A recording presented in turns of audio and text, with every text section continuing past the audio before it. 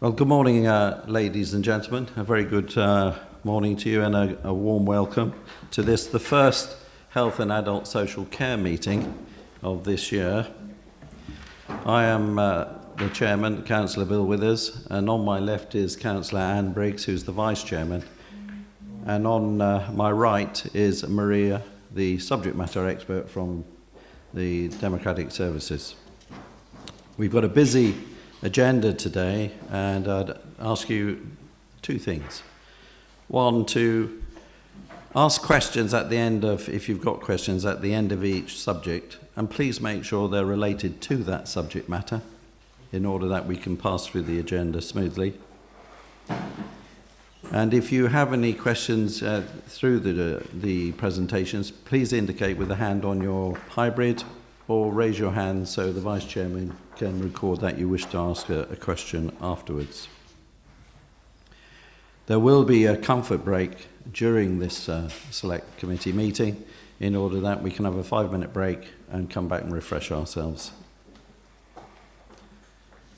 Starting with the agenda, Marie, have we got any apologies? No, I haven't received any apologies for this meeting. Thank you. Thank you. Item 2, declarations of interest. As it is the first meeting, I'm going to read through this in order that the new members and the past members are fully aware of what this definition means.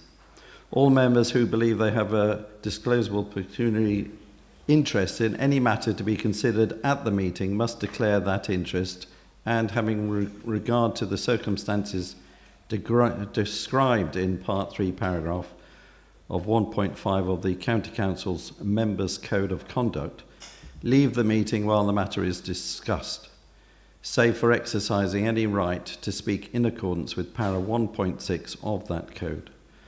Furthermore, all members with a personal interest in a matter being considered at the meeting should consider having regard to Part 5, paragraph 4 of the code, whether such interest be declared, and having regard to Part 5 of paragraph 5 of the code.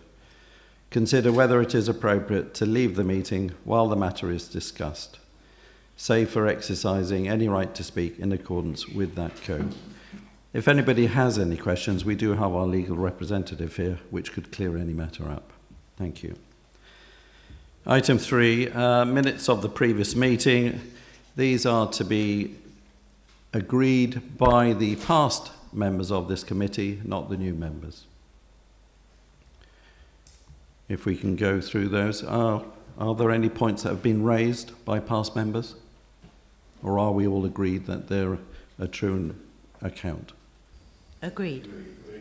Thank you. Item 4, deputations. Marie, have we got any deputations?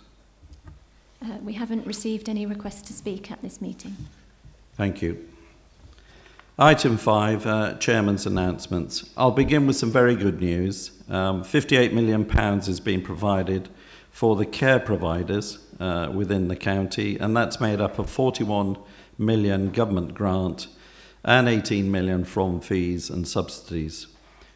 I've also been informed this morning that a further £250 million has been provided by the government for the social sector, and that is tremendous news.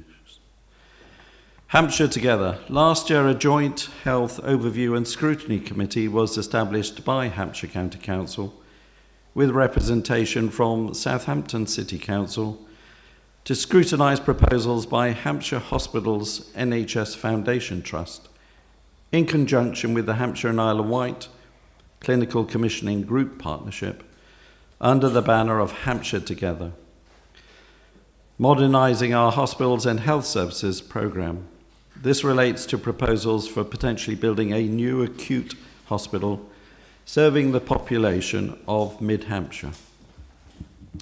At the last meeting of this committee on the 1st of March 2021, the previous chairman announced that options were due to be put forward for public consultation in late May 2021. Since then, the Trust and Commissioners have received feedback from the National Assurance process that has resulted in further work being undertaken and the public consultation being delayed. The Joint Health Overview and Scrutiny Committee established to scrutinise these proposals will be reconvened when a revised timetable becomes clear, and I will keep the committee informed of key developments. Petersfield Community Hospital. The committee has been notified that from the 1st of June 2021, the Petersfield Community Hospital is now an urgent treatment centre, which means it offers a wider range of urgent care services than when it was previously a minor injuries unit. Further information has been circulated to committee members of this welcome enhancement. Merger of the GP practices in Fareham. The committee has been notified of plans for 3 GP practices in the Fareham area to merge from the 1st of October 2021. The 3 practices started working collaboratively in 2017, and the Clinical Commissioning Group is supportive of this development. Further details have been circulated to committee members. We'll now go on to item 6, which is the Public Health COVID update. Chairman, could I just ask you a question, Chairman? Just on what you've just said. Certainly, Councillor. Yes, thank you, Chairman. You announced this huge amount of money from central government, which either you're very fortunate to be in a new chairman, and you probably know Boris, but that seems to be, where's that come from and what's it actually for? Where we're supposed to be making £80 million worth of cuts and you just spoke about 250 million. Councillor Downton, with the best will in the world, that is not an agenda item, and we'll have further details for the next meeting. Thank you.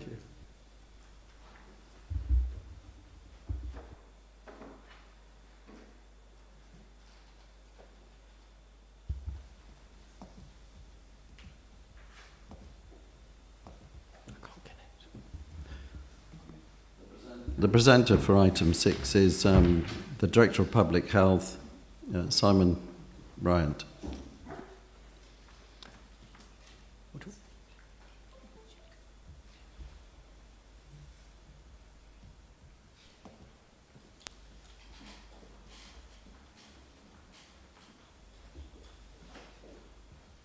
Magic, the wonderful technology. Thank you, Marie, for sorting that out. Good morning, colleagues. For those who have not met me, I'm the Director of Public Health for Hampshire County Council, and I'm going to give you an update on the COVID pandemic and how the virus is spreading, and a few other updates going forward. So, now I can't actually see the slides on my screen.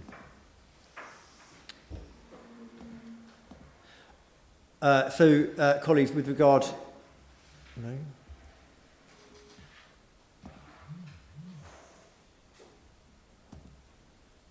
Sorry, Marie, I might need a bit of help, sorry.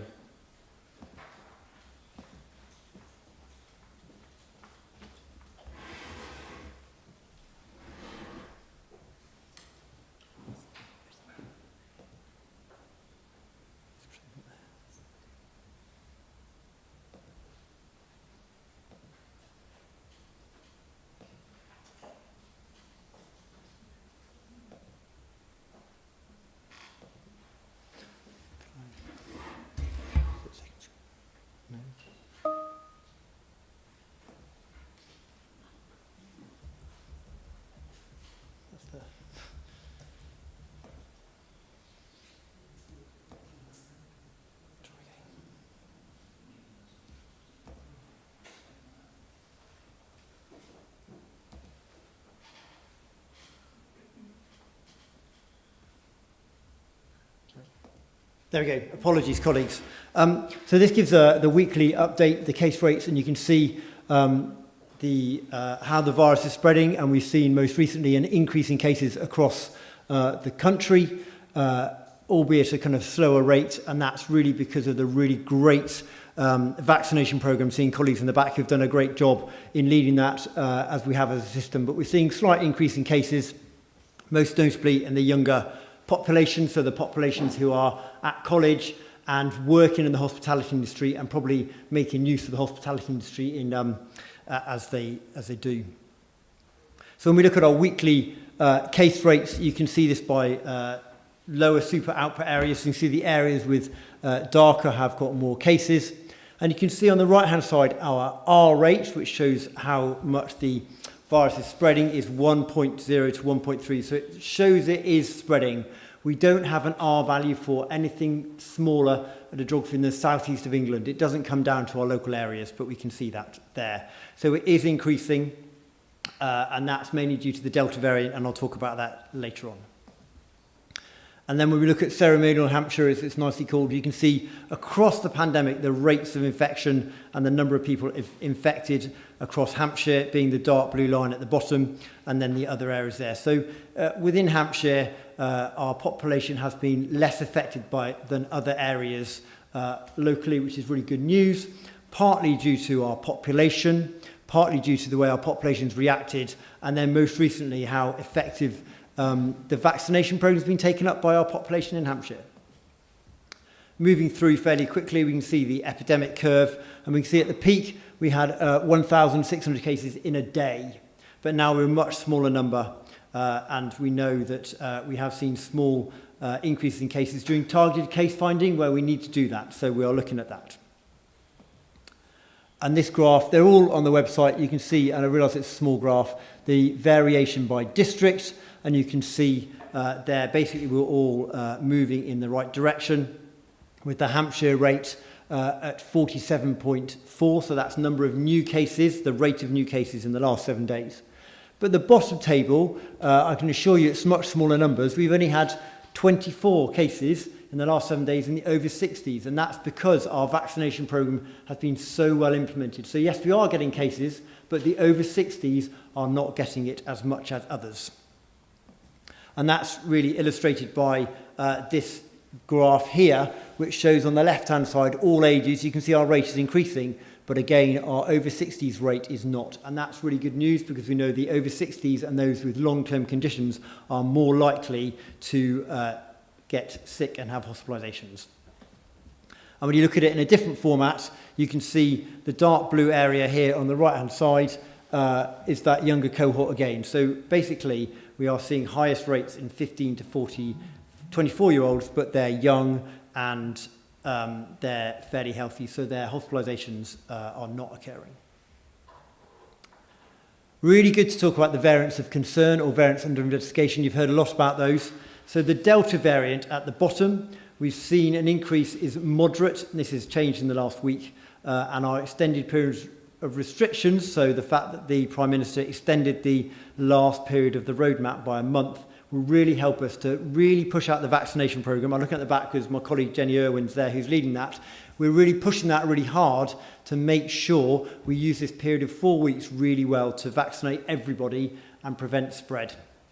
And that's really good. But we know that the Delta variant doesn't escape the vaccine, doesn't cause more severe disease, but we are concerned in case it changes, and that's a possibility. So we're keeping an eye on that.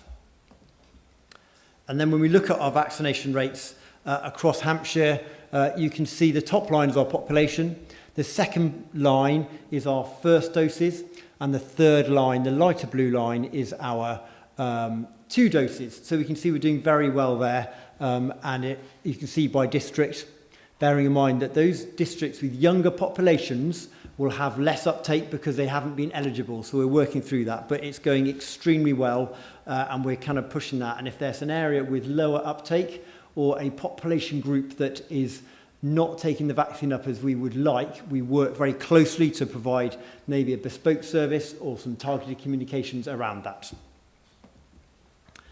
And then when we look at hospitalisations, as I said, really low rates of hospitalisations across Hampshire and Isle of Wight. And we can see, and that's because the vaccination programme and those people are not getting severely sick. Some people are, and maybe that's because they haven't had both their doses, or maybe they have just succumbed to the virus even if they had 2, because you can still get the virus if you've had 2 doses.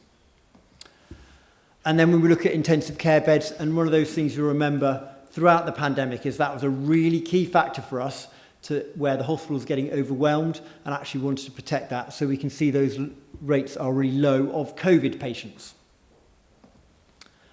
And then moving forward, looking at mortality, sadly we have seen over 2,800 people have died of COVID in Hampshire, where, as you can see from the peaks in red, that might be because they've died of COVID rather than something else, or their excess deaths. So we're really trying to look at that over a longer period of time, because at the minute we're well below our 5-year average for deaths, which is really, really positive.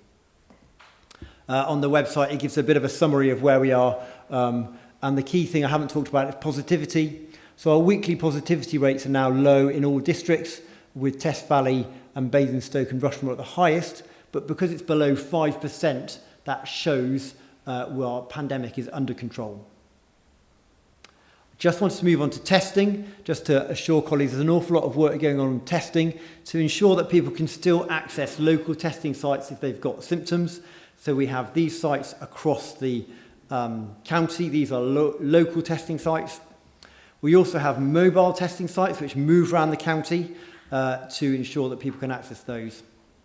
And for the lateral flow kits, so if you're asymptomatic, and we're encouraging everybody to take those up, we have 200 pharmacies where you can collect or have supervised testing taking place for pharmacies. So in an awful lot of places people can get tests and get test kits.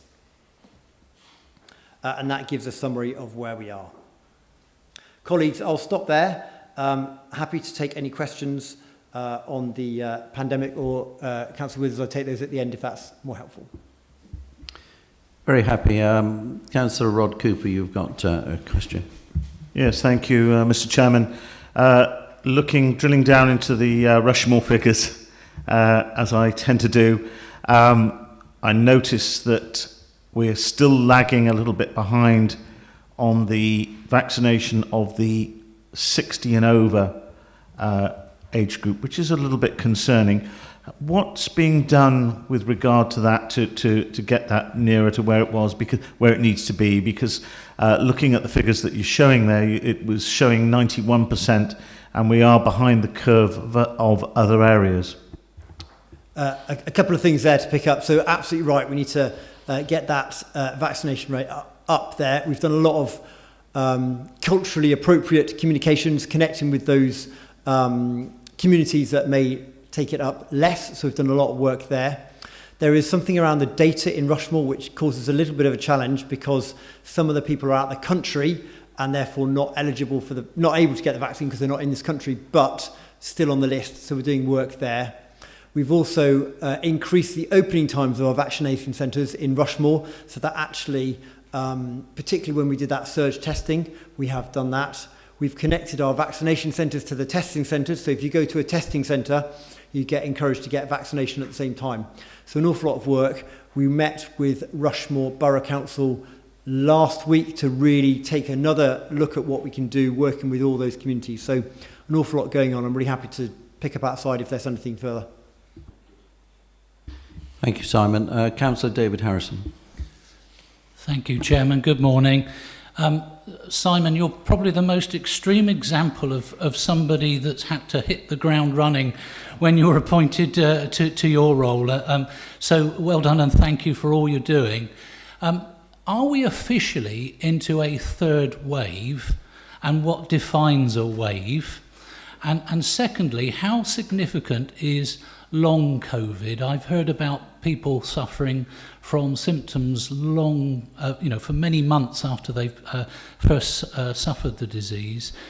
Should we really be worried about long COVID, or is that something that isn't as significant as the media would sometimes have you believe?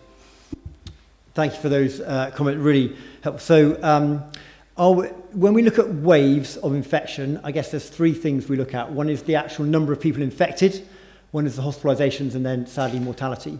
So I would say we are in a third wave of infections, but what we're not seeing is that translated into hospital cases.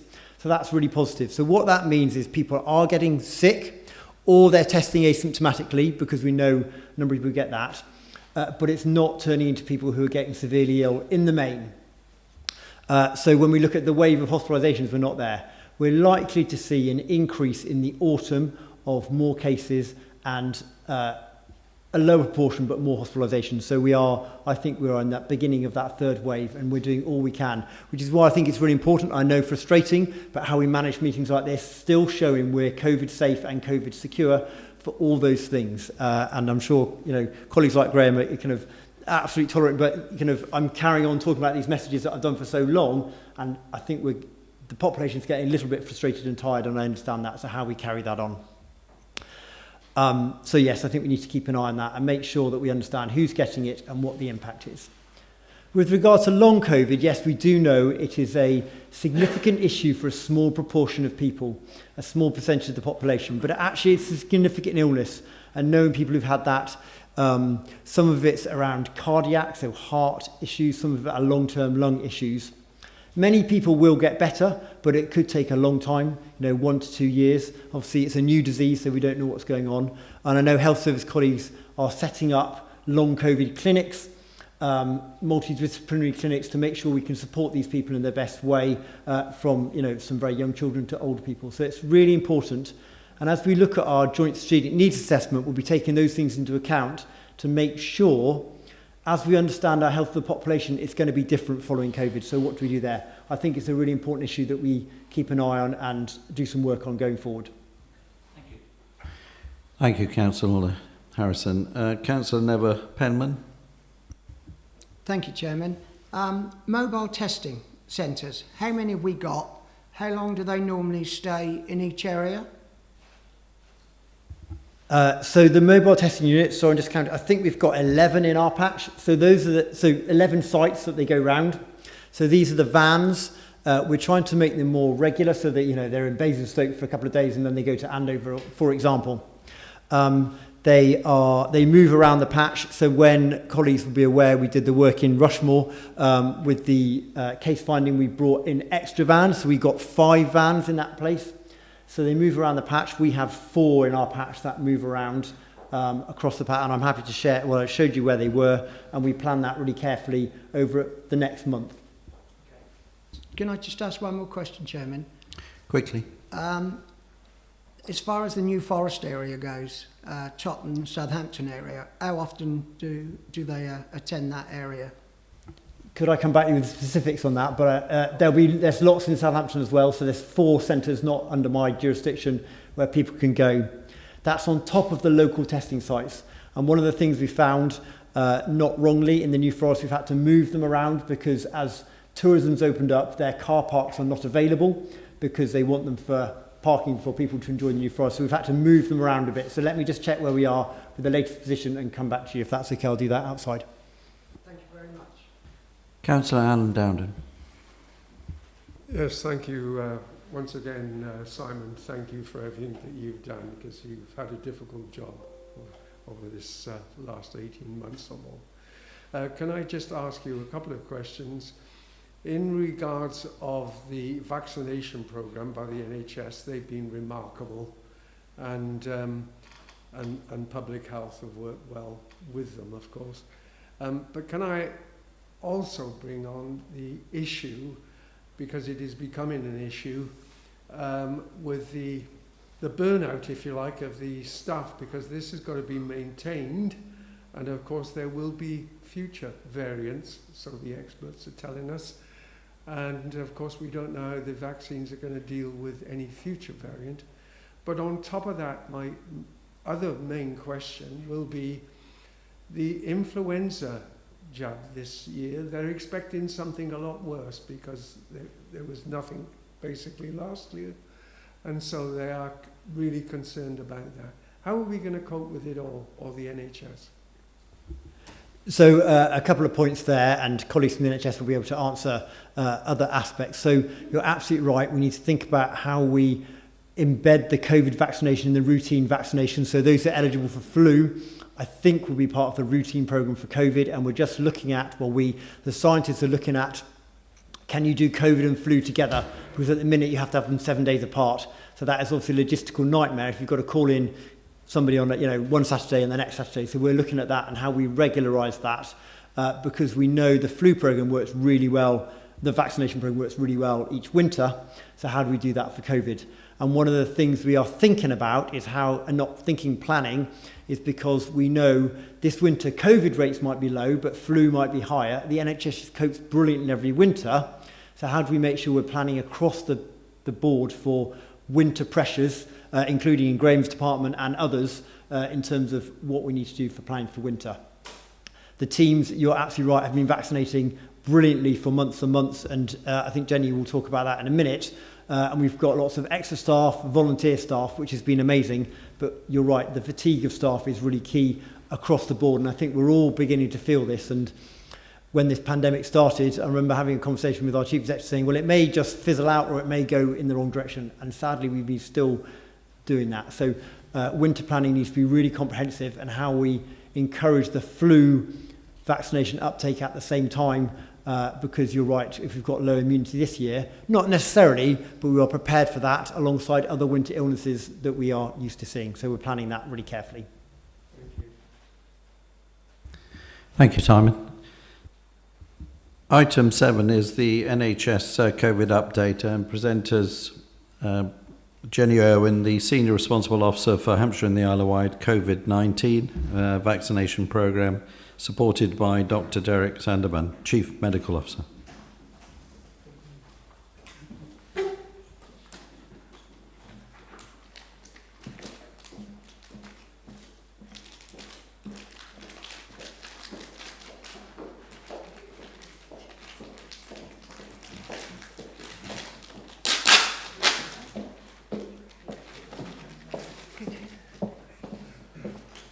You're the main actor.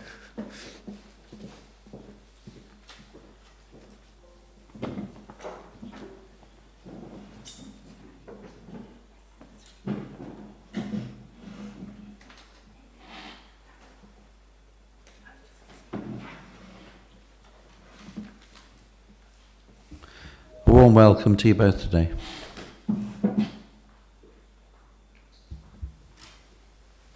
So thank you, everyone. I'm Derek Sanderman. I'm the Chief Medical Officer of the ICS. It's a new role for me, so I spent most of the pandemic as the Medical Director at UHS, so I have a lot of experience in that. It's a new role for me to come into a system and to talk to you about this.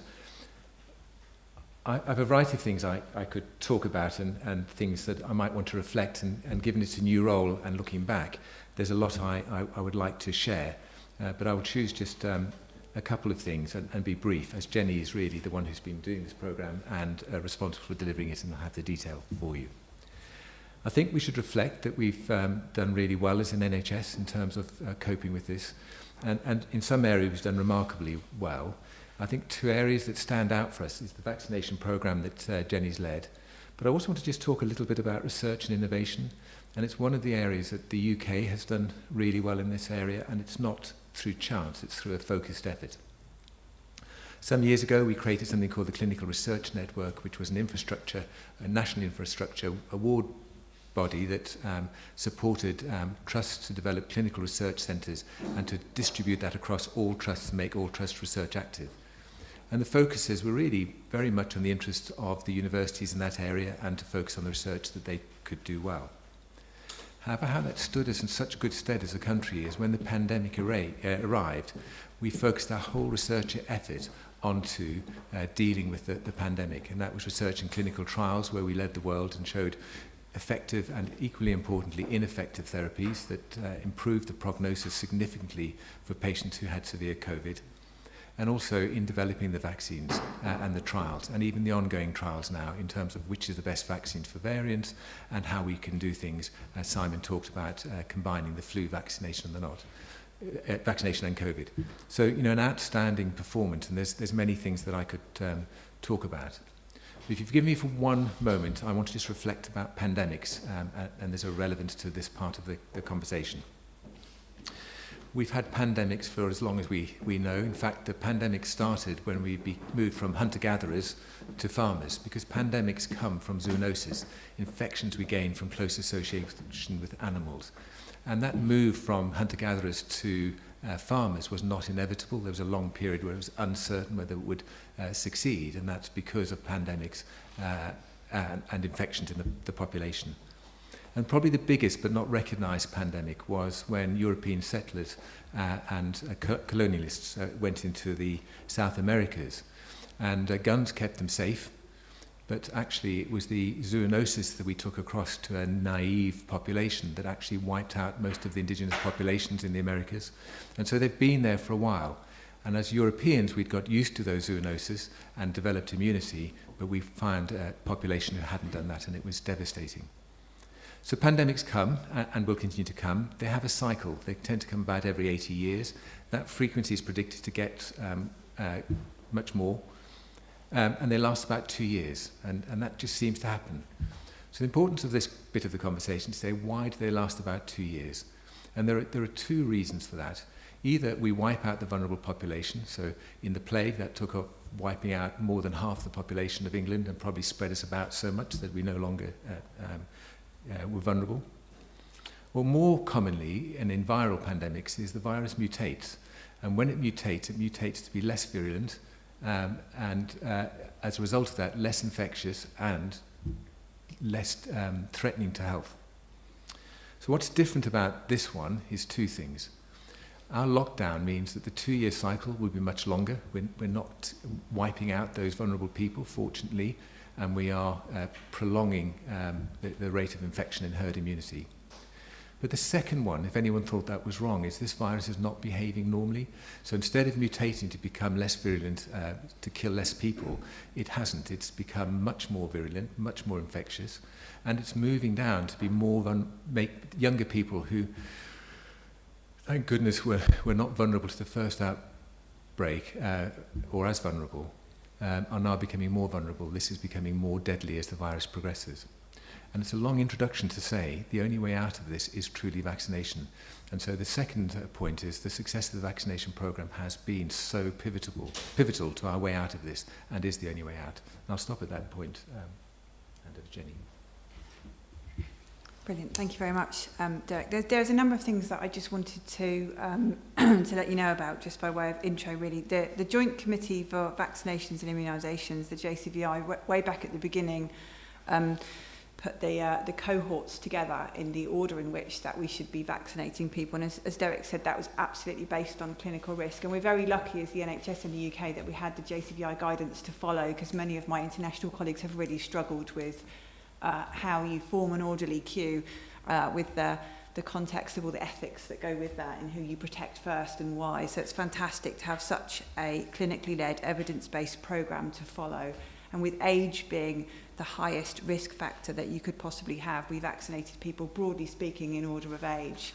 The main exception to that was cohort 6, which were people living with a significant long-term condition who were over the age of 16. So there are many young people who have been vaccinated early, but for good clinical reason within the programme. So early on in our programme in Hampshire and Isle of Wight, one of the first decisions we took was that we were not going to build one single mass vaccination football stadium-sized vaccination centre in the centre of Hampshire and Isle of Wight, because we recognise that the population of Hampshire and Isle of Wight is not the same. We are not one single geography. There are many different things in this geography. We have a forest, we have 3 cities, we have an island, and they don't all need the same thing. And though that decision to split our vaccination centre capacity across the county and put it where we felt it was truly going to be needed based on the data that we had available to us at the time has really held us in good stead, because we now have 4 functioning vaccination centres across the county. For us, one in Basingstoke, also one at Oakley Road, which is supporting the Hampshire population as well, over in Portsmouth and on the Isle of Wight. Alongside that, that's about 30% of the programme delivery so far. 70% of the programme has been delivered by our primary care and community pharmacy colleagues who've done a sterling job at a very local level. Some of them coming together in larger units, in hotels and places like that, broadly along the lines of the vaccination centre model, but some very local and very much at a practice level, doing 150 people in one day.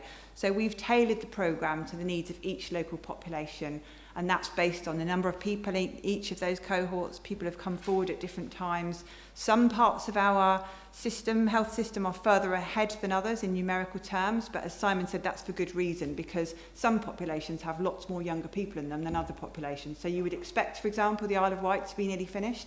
There are very few people left on the islands that are in the younger age groups in numerical comparison terms to other parts of our geography. So it's absolutely right that we are where we are. People have talked a little bit about workforce, and I just wanted to bring that bit forward, because the great swathe of volunteers that we've had from across the local population has been fantastic. From members of the public to the fire and police services to our LRF colleagues, right through to our Bring Back staff support networks, which has really been about bringing people back from retirement, for example, who are able to support the vaccinations programme.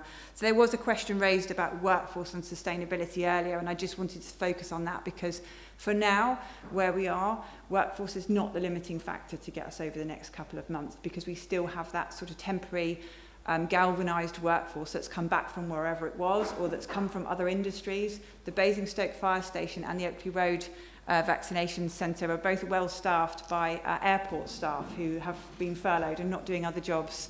If you visit any of our vaccination centres, you'll find people working in them that come from every industry you could possibly imagine, not least our retired clinical workforce. So they are well staffed with everybody they could possibly need. However, as Simon said, as we step vaccinations into our business as usual world of keeping people well protected, that's not going to be the case. So the focus for us has to be on what is the model of delivery going forward, how do we sustain it. The fire service would like their fire station back, no doubt, at some point soon in its former state. So there's much work to do on the future, but for now the task in hand is, as people have said, it's absolutely to get the population vaccinated with that first and second dose so that everybody is protected in short order. And with the Delta variant advancing across our populations, it's really important that we do that at pace. And I think it's fantastic that we've now got this very clear deadline set by the Prime Minister, which allows us to absolutely focus in the next 4 to 5 weeks on making sure that every member of the adult population in the UK has received their first vaccine, and those in the at-risk group have received their first and second vaccine. So that's absolutely the task that we're completing as we go. One thing I would say is, in particular, the work with Hampshire County Council has been fantastic and has really paid off in dividends, particularly around the work with care homes and care home staff. I think that the Hampshire and Isle of Wight programme has delivered the highest number of vaccines to care home staff and care home residents across the whole of the South East region. And broadly speaking, that's because of the work that Hampshire County Council have supported us with. And not just in the Hampshire County Council packs, they've lent their support to all the other places across the system so that we could make sure all of those residents and staff were adequately protected. Some way to go still. That's a fairly hesitant group, that we've got more work to do, but we've got fantastic support in order to achieve that.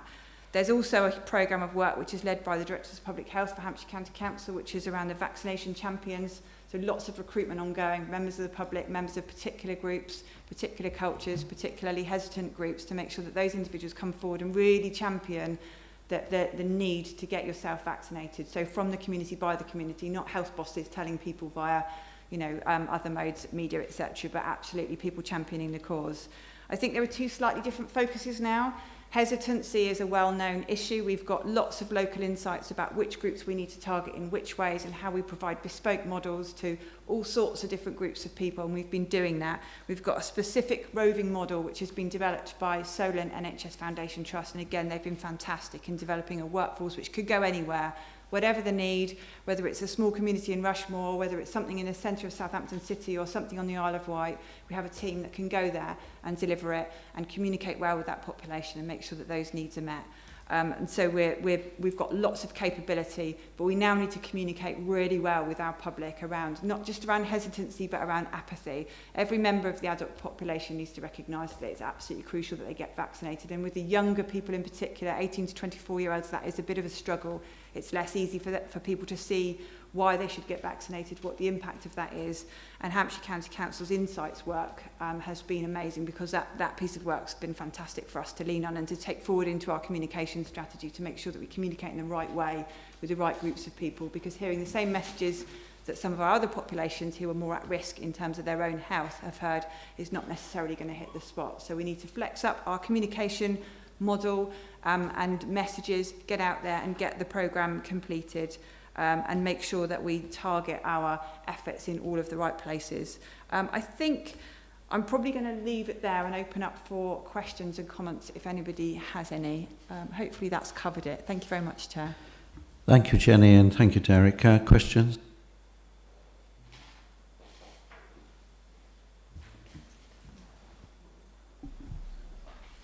Councillor Carton?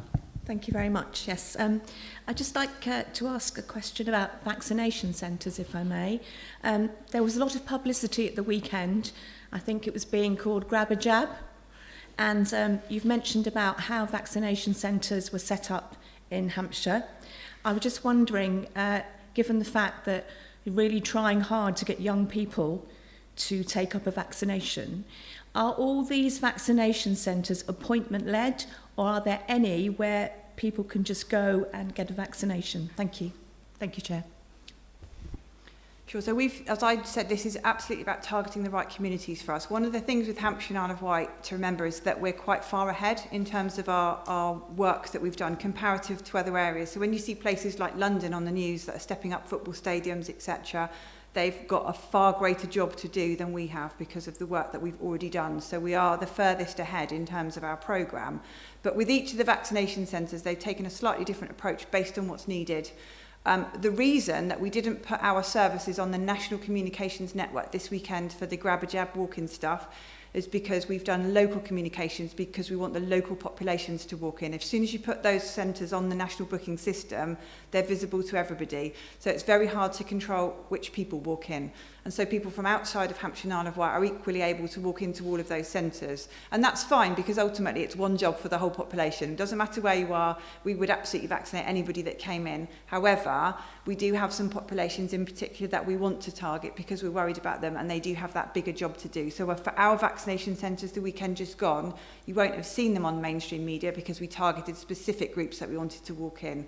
So there will be, towards the end of this week and next week, much more visible to the wider audience communications. We're also doing some different things in places, so a kind of mini vaccination centre model will step up and you'll see that. But we'll be very data-led, so we meet daily to look at what the data tells us as to where things are targeted and where they're needed. We'll have walk-in appointments and appointments that you can get onto the national booking system that will go into the evenings and the weekends as well, so that there's a wide variety of options for people to come and get vaccinated. But as I say, we're very keen to make sure the right population gets access to those models first before we publicise them really widely. Thank you, Councillor Garton. Councillor Briggs? Thank you, Chairman. It's a horrible question to have to ask you. Do you think we will have a third vaccination programme? And if so, how will you cope with it? And I would just like to say thank you for all what you have done and how amazing it has been that you've got so many of us vaccinated. I've never been so pleased to have a vaccination in all my life. Councillor Michael Terry? Thank you, Chairman. Was there ever a point when vaccination supplies were critical? So yes, we've had a number of points in the programme where particularly early on we were very much supply driven, and I think that has led to some of the flattening now of where we are, where everyone's got to the same point at the same time. That early on that was quite a challenge because we were led by the suppliers coming into the country. One of the things I would say about the way the UK has run the programme is our central team and the national team, they didn't hold on to anything. So literally the supply came into the country and within 3 days it had been allocated, aligned to each system and was out there in the population, in the clinics being utilised. Many of the other nations have had a much slower flow through into the country and out, but we often weren't aware what was coming in until that. So it's a very reactive programme based on what's coming in, but we've used all of the supplies that have been available to us. I wouldn't say they were critically low, because we vaccinated that very important cohort, JCVI cohorts 1 to 9, which is everybody over the age of 50 and everybody living with a long-term condition very early on, for that very reason. It's why the population was targeted in that way. And that's also why the JCVI made that slight change to the guidance, if you remember, to change that dosing strategy early on. So originally we were going with 1 and then 4, and then we decided that actually the 1 in 12 meant that more people could get that first dose and we'd protect more people more quickly. And it was a very good decision, because it's proved evidence, and the data really does show that it was the right thing to do. It was quite a bold decision, but it was well taken, I think. Councillor Andy Tree. Thank you, Chair. Good morning. I think in the first presentation earlier, you mentioned that young people were potentially were going to find the mutations more dangerous, including the Delta variant. By young people, do you mean very young people, i.e. under 18s, or do you mean people in their 30s like me, or what were you referring to specifically? And if that is the case, how does that link into obviously not vaccinating the under 18s and the young people and the risk associated with that potential? Thank you. So there's no doubt that the risk is going up across all age groups, but if you have a very low risk, an increase on that can still be an extremely low risk. And the issue for our children is, even though the risk is greater, at the moment it's uncertain whether the very, very low risk of the vaccination carries more risk for them than not vaccinating it. So you can double a risk of nothing and it's still nothing. So that's the issue. So I don't want you to go away thinking that we've now got children at risk. But what we're seeing is a virus mutating to bring all ages at increased risk across the board. The first virus, I mean, I think the blessing for us was the first virus didn't affect our children. If we all sit and think about what would have happened if our children were at risk and how we all would have reacted, it would have been very different and much harder to bear. Thank you, Derek.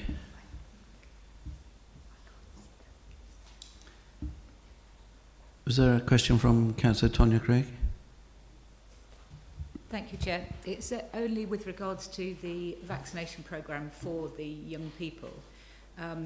We've got several pockets of deprivation in the area where youngsters don't drive, transport is quite bad. Some of them are having difficulties getting to the vaccine centres that are open. Some of them that work, the centres are only open from 9:30 to 3 or 4 o'clock as well. So is that going to be looked at as to whether you can do like a mobile pull in, do them and then come out again, because some of them don't have any support at all, so they've got no transport, whether it's bus or somebody to do it. It would be really helpful to have that detail. We could provide whatever means is necessary, whether that's transport for people to come to the places where the vaccine is, or whether we need to put more of our roving model into specific pockets of the population. So we've got the capability, we've got the workforce, we've got the vaccine, happy to bring the people to it or to take it to the people, but we do need that really local detailed intel to be able to do that. So if you've got information about people that we haven't reached for whatever reason, we're really happy to take that back. That'd be fantastic. Chair, if I may, would it be possible to just pick up on the question? I think we missed slightly a question about the booster jabs and the sort of the next steps across the programme as well, because I think the next phase of the programme will be very much about providing a booster jab to those in the high risk group. So that is the people we talked about that are over the age of 50 plus living with a long-term condition, plus health and social care staff. So we are intending in the autumn to go round that loop again with all of those individuals. What I would say is our clinical colleagues have yet to ascertain whether we need to do that with the vaccine that somebody had before, or whether you can use a different vaccine for that, and then coupled with the supply chain and the movement of vaccines, etc. We don't quite know what that looks like. A bit like with the flu in one arm and the COVID in the other arm, is it the same thing? Is it something different? Actually, could everybody have Pfizer? If they could, then that's very different to trying to find out who had AstraZeneca, who had Pfizer, who had Moderna. So lots in planning terms. We're doing all the planning we possibly can without knowing how some of those variables land, because there's still a bit of work to do on those. The same goes for the children's programme, i.e. those over the age of 12. The JCVI committee have not yet determined what is clinically appropriate for all of those groups. Although the Pfizer vaccine has been licensed for use in that group, we're not clear yet without proper clinical guidance as to how we should apply a programme to that group of individuals. But it is in discussion phase at the moment. But that certainly would be the next steps for the programme. Thank you, Jenny. That's very clear. I would like to now, the representative from Frimley Health NHS Trust Foundation unfortunately cannot be with us today. Her slides will be sent round to the committee members after this meeting.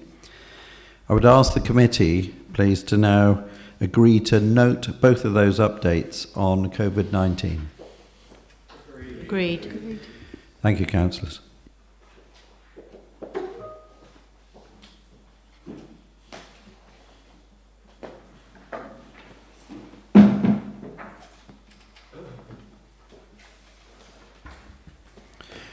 Item 8 is Adult Health and Care COVID update by the presenter is Graham Allen, Director of Adult Health and Care, and supported by Jess Hutchinson, Assistant Director, to give us their presentation and update.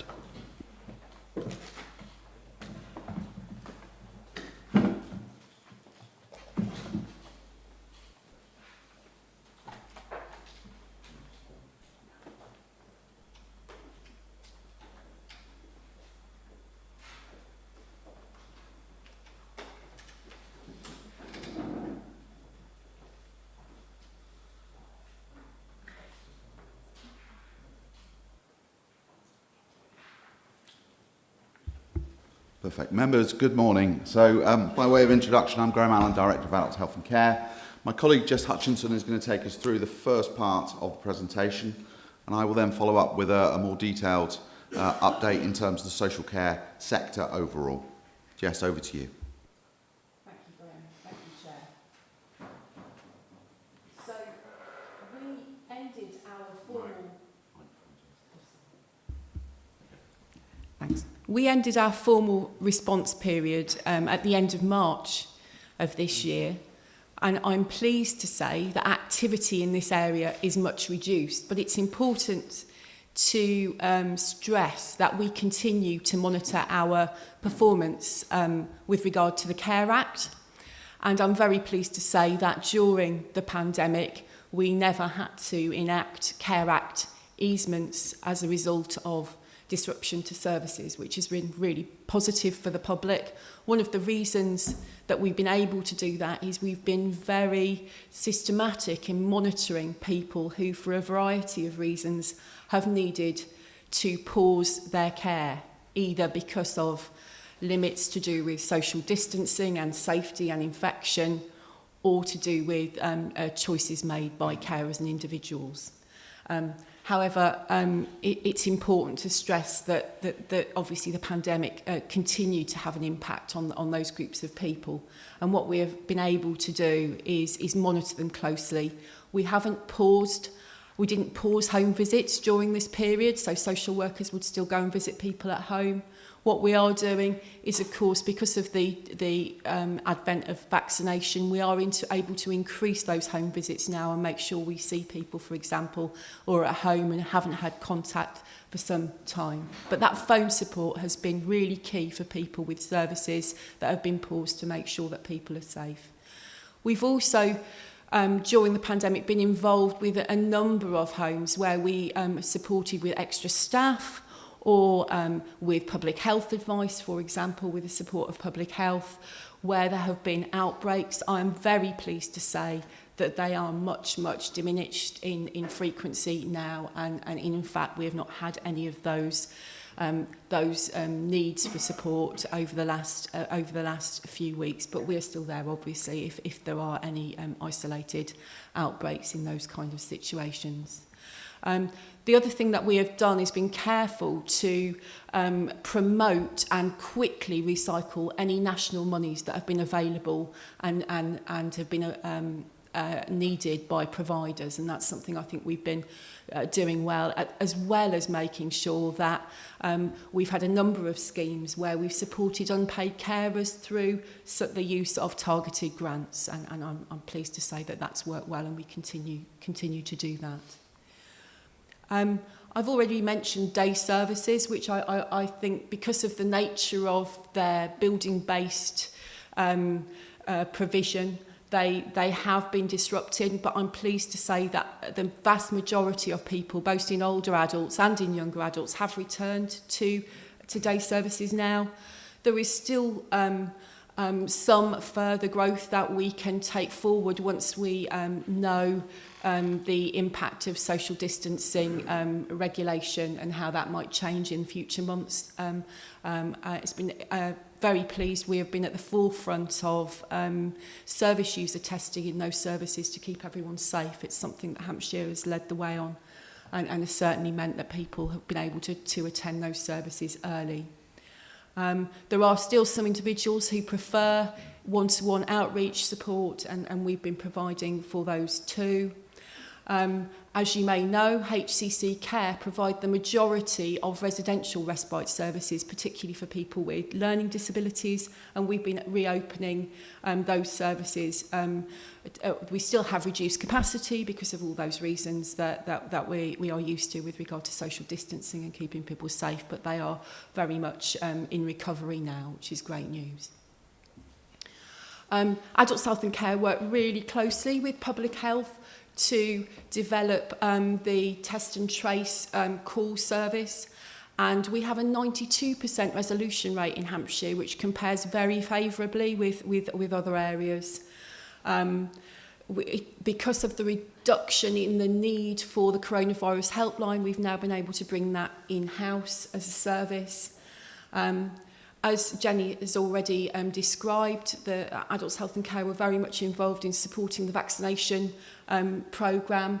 Very exciting vaccination champions scheme using community volunteers to support people in vulnerable groups effectively, something that we've been driving home with tens of volunteers now recruited in those areas. We have continued to support the vaccination of the social care workforce, which we were very involved in during the pandemic, and we continue to monitor that closely with care homes, and that includes not only older adults but younger adults care homes, and as well the wider social care sector. There was a point during the COVID response where we were asked to support at very short notice the vaccination of workforce to prevent any waste of vaccine due to very short shelf life, and we did that really effectively. The other thing that we're engaged in the medium term now is supporting people to self-isolate effectively. So, of course, one of the key strands of the public health strategy is to make sure that people feel supported to self-isolate so that we limit the risk of infection. And we're running a service in collaboration with public health with regard to that. It's very much based on a collaboration across the voluntary sector and the boroughs and district infrastructure that we previously used for the clinically extremely vulnerable. So we have practiced, if you like, at working together in those areas, and we've found that transition across to supporting those with self-isolation reasonably straightforward. So that's positive. Really great example again of distributing that national funding. So we have nearly £1 million grant programme that we need to use by the end of next financial year to support not only the clinically extremely vulnerable but also the clinically vulnerable in Hampshire. And you're talking about nearly 83,000 people in that clinically extremely vulnerable group. So much wider than the usual group of people that Adults Health and Care would support. But so pleased to say that that is in place, and again with great support from the voluntary and public sector organisations who that finance is aimed at. So that really great programme that was agreed through executive member very, very recently. And then, of course, it's very important for us to make sure that we support our workforce. If you think particularly our HCC Care workforce have been providing face-to-face support to people during the pandemic. We continue to support them with a variety of different online resources, but also support there from managers and others to make sure that we really are doing all we can to make sure that resilience is there. What we do know through regular surveys that we complete, that there has been an increase in the number of people with anxiety and depression and stress, unsurprisingly, in terms of their roles, but also because of people generally, the population the impact of COVID in terms of mental health distress. So something that we're monitoring really carefully. We're also working carefully with people around musculoskeletal issues, you know, and working from home and all of those changes that people have needed to support over the last few months. In terms of recovery, we have absolutely moved into that recovery stage, looking to the longer term now. A recovery roadmap, which will be developed to show us, if you like, our longer term aims over the next 2 years. And engaging staff really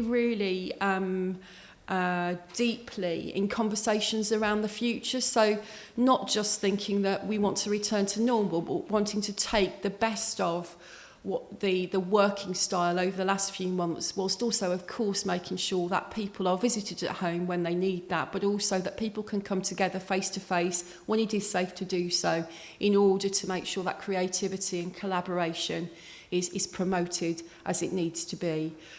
Continually working to learn lessons throughout all of this work, and certainly the role of the Hampshire Safeguarding Adults Board is very important in that. We're also, of course, with a view to emergency planning, making sure that we capture learning from COVID and make sure that's built into future emergency planning plans. Just a few examples here of some of our recovery in action. So thinking, you know, of those longer term pieces and the discipline there. So the market position statements work has been ongoing over the last few weeks and months and continues. And so throughout COVID, we've developed a really positive relationship with providers, more so than ever, I would say. And I think we've been able to carry that on into those conversations with providers to give them a view of what's going to be happening in the next few years with regard to care and support. Very important new computer system coming online, Care Director, next year for our staff. So that's an important piece of work. And of course, the continued necessity of transformation to 2019, 2021, and also our savings programme for 2023, really critical, and work continues on that. Very pleased to say that HCC care homes have had very positive feedback around the new improved Wi-Fi access and digital activity for people living in the homes. So really good sort of tabletop exercises that people can do to keep alert, even though they've not been able to socially engage very much over the last few months. Demand management and prevention, of course, remains a vital activity for us that we've been doing lots of work on, as well as all of the learning from our work with the NHS around hospital discharge and thinking about our strategic plan around older adult short-term services. And we continue to make sure that we're making the best use of our temporary infection prevention funding to support all of those activities, particularly with a view of infection control, which runs throughout all of those things. Thank you, Chair. Thanks, Jess. So, members, I'm just going to move on and do a bit of an update in terms of the care home sector. Certainly, over the course of the last 15, 16 months now, it's been a key focus for us locally, but also nationally in terms of what we've seen. And we've, on a regular basis, been keeping HASC updated in terms of activity. So, a few slides from me. So, it's important, firstly, to recognise in terms of deaths that we've seen across the entire care home sector in Hampshire. So you've got two figures on this slide. The first one is the total number of deaths, and all of these slides are available to you in Modern Gov. So firstly, 5,463. That's the total mortality of people living in Hampshire's care homes since April of 2020. Of those, 987 are recorded as being, or people having had COVID within 28 days of their death. It's really important that we bear in mind that over a period we've seen some changes to the methodology of mortality recording. And on this slide you will see that shown graphically in terms of COVID deaths and overall deaths within the care home sector. I would just point you to the left-hand side of the screen, and you'll see above the green line, and the green line is the 5-year average. So based over a 5-year period, those are the numbers of deaths we would expect to see in a usual year. Of course, we've had anything other than a usual year through 2020 and still continuing. But on the left-hand side, you'll see above the green line some grey bars, which are above that green line, and then red starting to come in. That's when we started seeing changes to the way in which deaths were being recorded.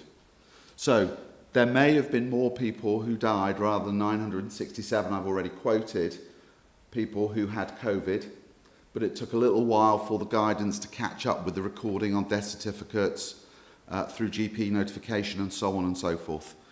As things have worked through, that rate of COVID mortality has become very much sharper in terms of the recording, but certainly in the early days, certainly through late March and into early April of last year, that guidance was still needing to be clearer in terms of what needed to happen.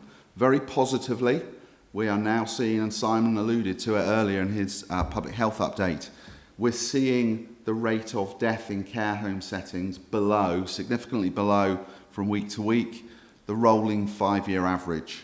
I'll let you draw your own conclusions about why that would be, but you see those two very significant peaks, firstly in the spring of last year, and then through the winter of this year in terms of the impacts in care home settings. This is a screenshot, so on a daily basis, virtually, we pull information together across the sector. This is just the high-level front page of that screenshot. This is pulled from data available the week before last. Apologies, I needed to pull it in order to get the publication for the slides to you. I'll update some of the detail on here, but what it shows at that high level, so you can see the top graph, that's showing those peaks in terms of COVID impacts on the care home settings, and of course it tracks back to the previous slides in terms of those peaks around mortality. So the number of residents in care home settings we absolutely saw going through the roof in the spring of last year and also the winter of this year. So those peaks absolutely correlate to that previous slide in terms of mortality in care homes. Positively, at the point that this screenshot was taken, we had a grand total of 10 homes where residents had tested positive for COVID, and that was a grand total of 15 residents. In order for an outbreak to be declared in a care home, there need to be 2 or more residents who are COVID positive. So we had outbreaks in a small number of homes. There's a slight issue in terms of the delay, the reporting, because this is done by providers into a national system, and we then draw that to build a local dashboard, really detailed dashboard, but there's a slight lag. So if a provider updated yesterday, then we capture it today. If they don't update until this time next week, then we don't know. So we're constantly chasing providers to provide those updates. On this slide, you will see the best part of 92% of residents had a first vaccination and 87% had had a second. The current numbers as of this morning, 94% of residents in care home settings have had a first jab and 90% have also had a second. This is all care homes, so this is not only about older people, this is all adults living in care home settings, and there are some 480 care homes across Hampshire, one of the largest local authorities in the country, and we have one of the largest care home populations in the country as well, so the numbers are very significant. You'll also see, and Jenny made reference to it in terms of the NHS update, in terms of staff vaccination, so on the screen in front of you, 88.1. First vaccinations, that's now 89%. 74 on the screen, it's now 77 second vaccinations. If I compare and contrast, and we had an announcement made by the former Secretary of State for Health and Social Care a week before last in terms of mandatory vaccinations will be required for all staff in care home settings in due course. if I compare and contrast those Hampshire figures, so that's the whole of the Hampshire care home sector, compare that with London, where across London care homes, 45% of staff have had a first vaccination and 22% of staff have had a second vaccination. That's what's giving rise to some of that concern, which is then prompting announcements for mandatory vaccination for staff in care home settings. You'll appreciate the rate here in Hampshire is double that in the capital. And indeed, there are parts around the country that are in line with London. So it's been a big concern for us from the get-go. We've encouraged, we've enabled, we've supported. As Jess said, we had a very, very proactive series of actions underway. Certainly early doors in terms of the vaccination. The vaccine had a shelf life of literally a couple of days. And if people weren't coming forward, there was a risk of that vaccine spoiling and needing to be thrown away. So we were able to get many thousands of social care staff, not just our own staff, but staff across the entire sector, those within the JCVI top 9 categories, to come forward even earlier so that we had a no wastage policy actively in use. So lots and lots of very proactive work. You'll see on the bottom of this slide, I don't want to dwell on it for too long, although there's an awful lot of information that lies behind this, as I know you will appreciate. One of the big issues for us has been, looking at the sector, is sustainability of the sector in Hampshire. So as I've already said, 480 or so care homes, almost 14,000 registered care home beds with the Care Quality Commission. It's a very, very big sector. Now, what we've seen over the course of the last 15 months or so is the sector being very hit, predominantly in the spring and early summer of last year through mortality.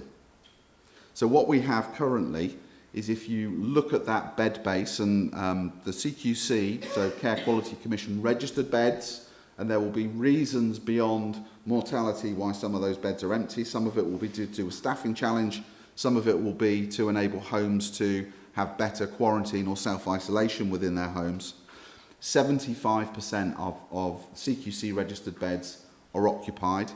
We don't just take that number, we also look at the data that providers are self-reporting through the Care Tracker, that daily deep dive that we've got, subject to providers updating. And 83% of the declared available beds, declared by providers, are currently occupied. The important thing to bear in mind is that by and large the care home sector is sustained on the fact that they've got at least 90% of their beds occupied. They've got income on at least 90% of their beds. Currently the sector is running around about 83%. So we're in a bit of a moment, and it's a potential cliff edge as we come through the pandemic. People are still entering care homes, but what we've got, because the mortality in spring and summer of last year, is a deficit. And if we look at the demographic, it will probably take 2, 3, maybe even 4 years for that demographic to catch up with the current occupancy in care home settings. To the sector's credit, we've not seen care homes closing over the last 12 months. Providers, hand on heart, I think have been doing the right thing and saying it's not in the interests of our residents to now close our business, sell the property for redevelopment or whatever. They've kept going. But there is a point at which they will run out of financial road. And that's a cliff edge for all of us, because as a local authority, we absolutely will need to step in and support where homes do close, and step in and support residents to move to other settings. And what we know is the impacts on people moving from one care home to another can be potentially very, very significant. So there is a moment of risk out there, and it's a moment that's been travelling with us. Thanks to colleagues like Jess, and indeed all of my colleagues across the department, the sector, working very closely with NHS partners, we've kept the system safe beyond what we've seen thus far, but there is a moment of risk as we go forward. Just in terms of some other points, I won't dwell on that first one. I think I've probably underlined it enough just in terms of fragility. But what we do know is that potentially from the 21st of July, and again, this is one of those moments of risk that comes at you from from left field from time to time. The National Board of the Care Quality Commission will be taking a decision, reaching a view on publishing data on all deaths, all retrospective deaths in care homes, not only in Hampshire but across the country, on or about the 21st of July. And the sector's really concerned about that. It's really concerned on the basis that that granularity will be there for every care home in terms of, so what happened in care home X? What I would say to you, please, and this is a really important point, what happened in care home X is not a quality mark in terms of the care that was being provided. It was an unprecedented situation, and providers, just as we did as a provider through HCC Care, had to run ever faster to deal with the consequence of the pandemic. But there is a risk that providers see that actually this publication will undermine public confidence in the care being provided. And I'll just point you to the fact that the best part of 90% of the care sector in Hampshire, it's above the national average by at least 4, if not 5%. The quality of care home provision and indeed other care provision in Hampshire is 4 to 5% above the national average in terms of good and outstanding rated care. So publication of mortality death information, should the CQC choose to do it on or about the 21st of July, is not a quality marker.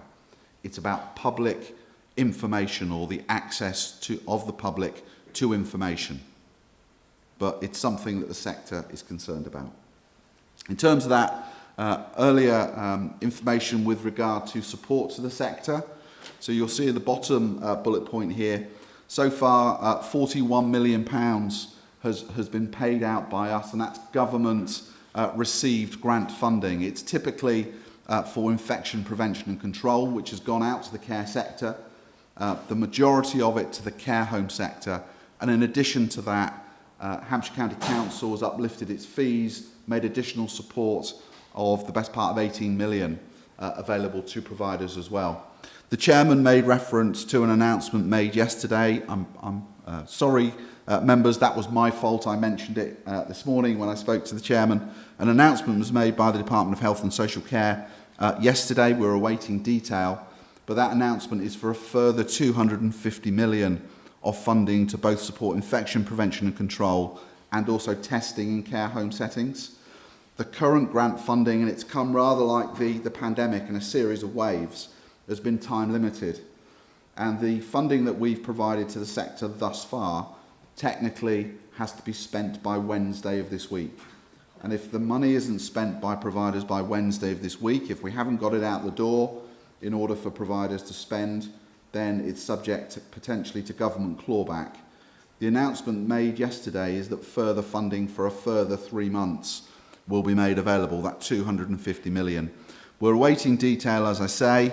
If the allocation methodology that we've previously seen is followed in a similar way this time, it would mean that Hampshire County Council would receive around about 4 million for infection prevention and control and around about 3 million to support testing in care home settings. So around about 7 million in total.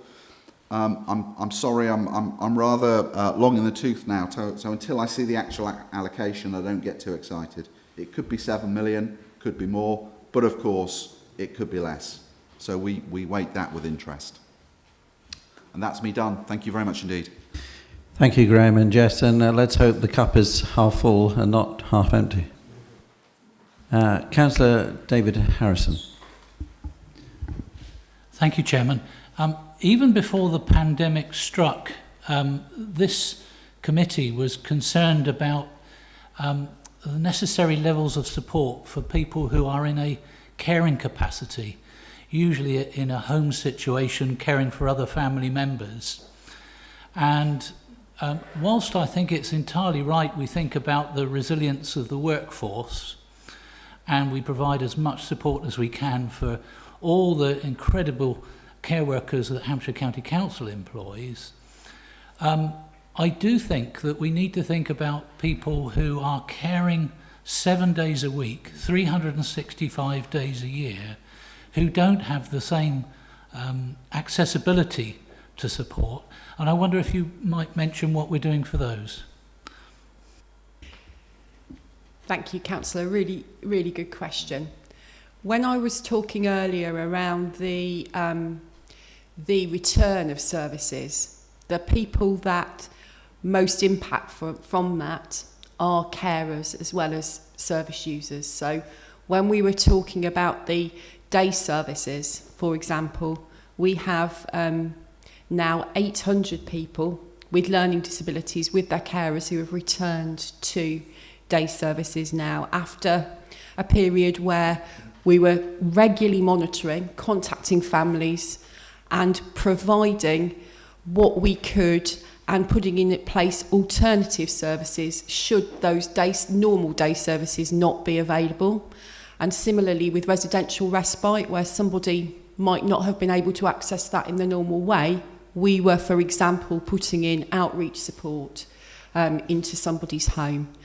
That is not to say that that mitigates all of the extra carer stress that has been going on during the pandemic. But what we have absolutely been focused on is acknowledging that and really regularly contacting people and managing risks that were presented through families not being able to manage during the pandemic. We continue to do that. We continue to make contact with people to check if people are okay and to change plans if things go awry. I think what we've found is we've got to a stable place, so everybody is receiving a service that works for them at the moment, and we're looking to increase those services even more when social distancing changes. Because of the testing capability we were able to introduce into our day services, we were able to get more people back safely sooner. So we're very pleased with that. But absolutely acknowledge the point. A group of people we absolutely have needed to focus on to support and will continue to support.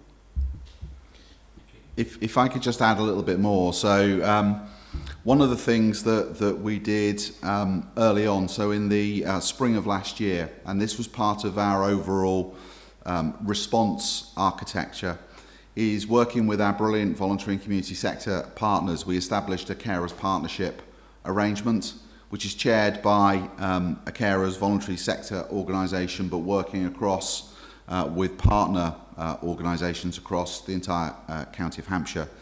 So family carers, who provide, as Councillor Harrison said, that day in, day out support to family members, loved ones, and indeed others, has been foremost in our mind. Members, just as I find this mildly amusing, I'll explain why. One of the things that we've done is we've brought a huge range of different forms of support forward to support family carers. Clearly, though, because of the pandemic, there have been issues in terms of how can you support a family carer. You can't just suddenly parachute in a whole range of other people because of social distancing and so on and so forth. And of course, we've had lots of individuals and families who've been concerned about who might come into their home because of risk to the loved one and indeed themselves.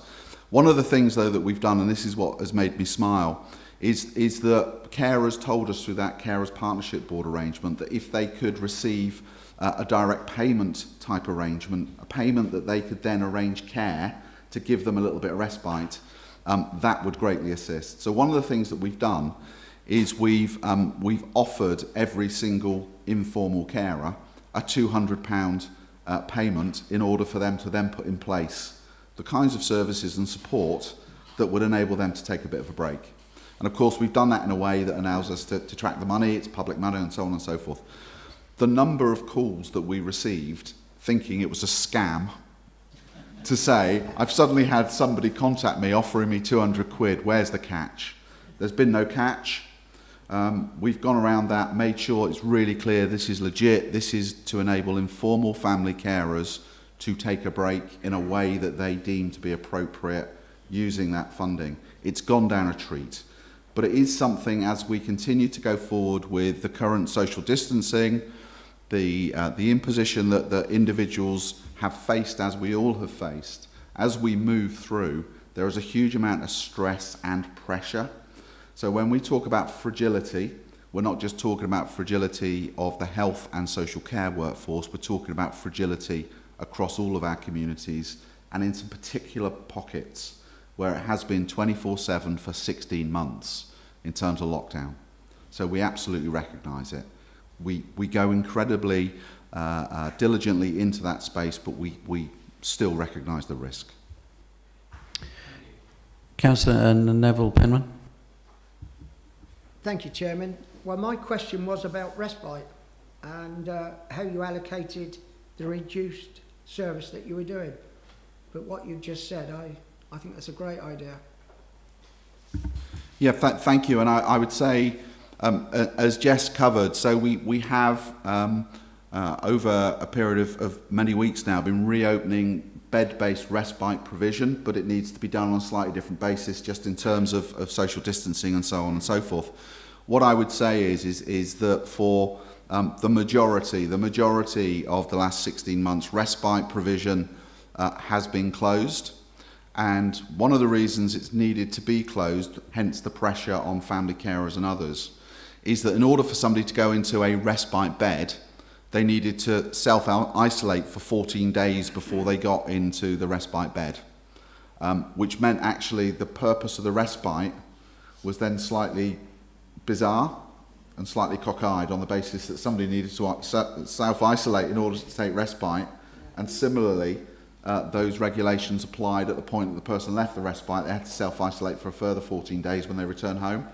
That was the government advice, and that was what we were working to. So actually respite was not something that was really going to work in those circumstances, hence working differently.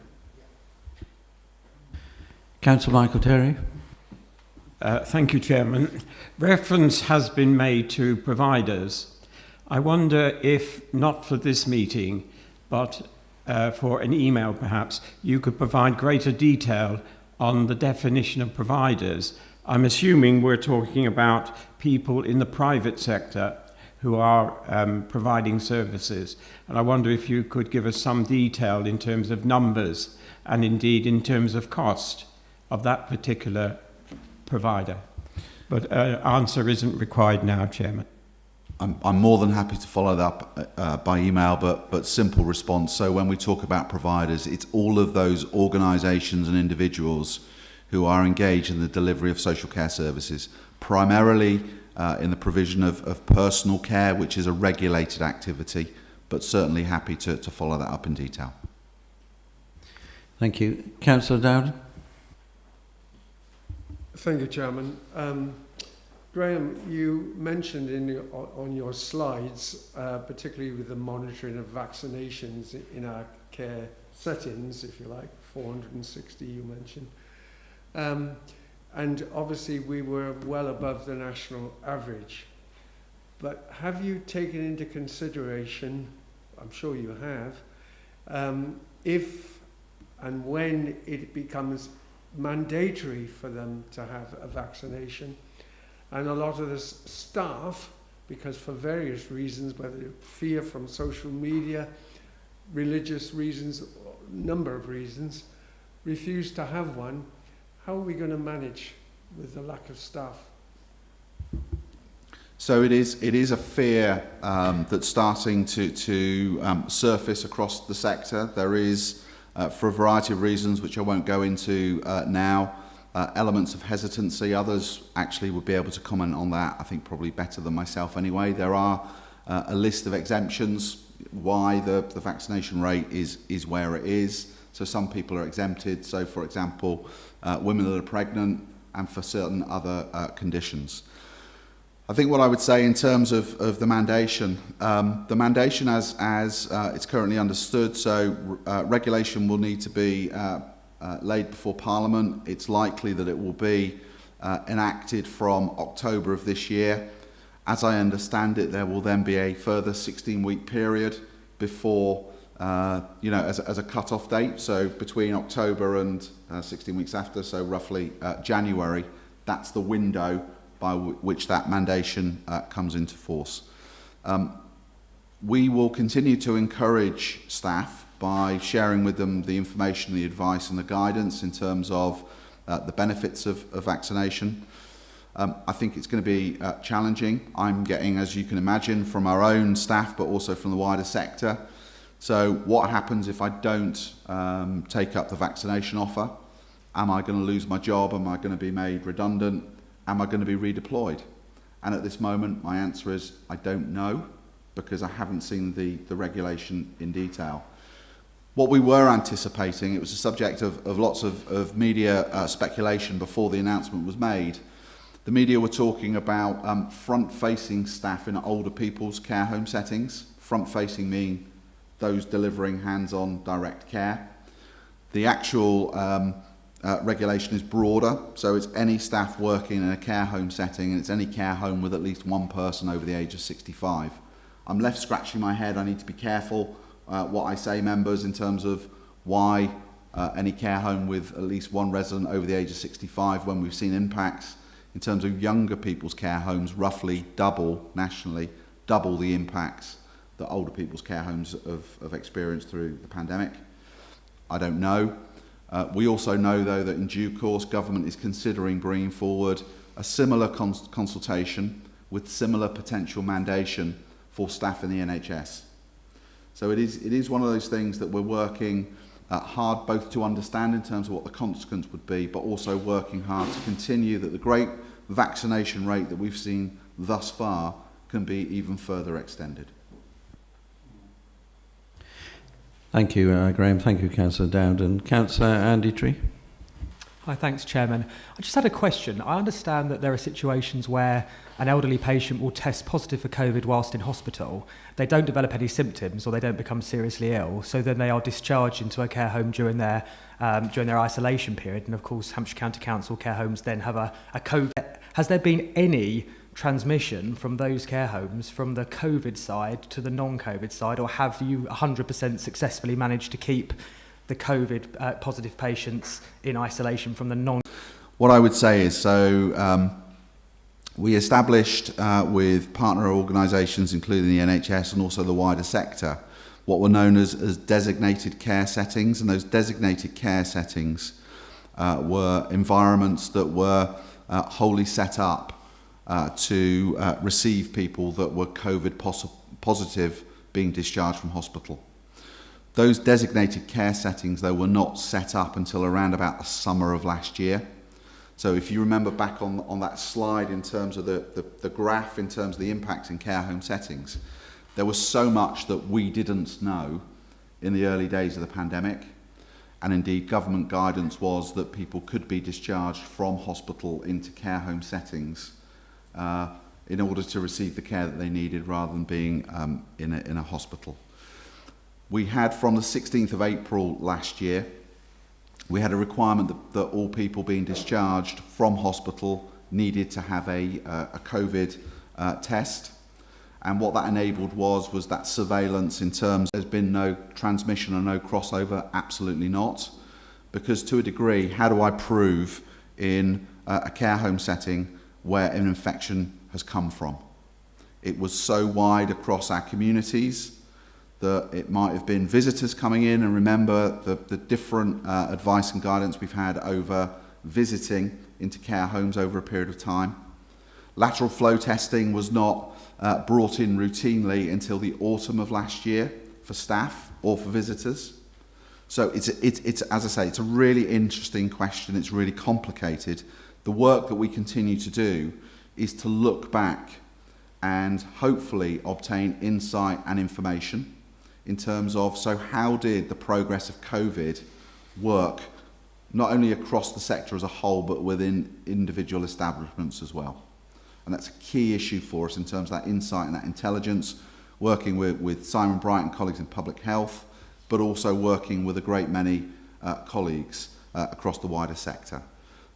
It's you know, the tragedy and the trauma that the care home sector, but moreover all of our communities have experienced in the last 12, 15 months now, has just been immense, but a really complicated set of circumstances. So beyond that, I can't really say an awful lot more at this point, but it is something that we hope to have more information on in due course. Thank you. Last question, if I may. Councillor Lance Quadrille. Thank you, Mr. Allen. At what occupancy rate do care homes break even? So I mentioned earlier that typically care homes look to around about 90% occupancy. Of course, it varies between different homes. Some homes have got economy of scale because they're much larger. They might have 80 beds as opposed to a 20 or 30 bedded establishment. You know, the economics might work differently, but typically we would expect care homes to be looking to operate around about 90% in order to be financially viable. Thank you, Graham. Can I now have the councillors to agree there to note the update on this presentation? Agreed. Thank you very much, councillors. We will now take a 5-minute break to sanitise the desks over there and be back in 5 minutes.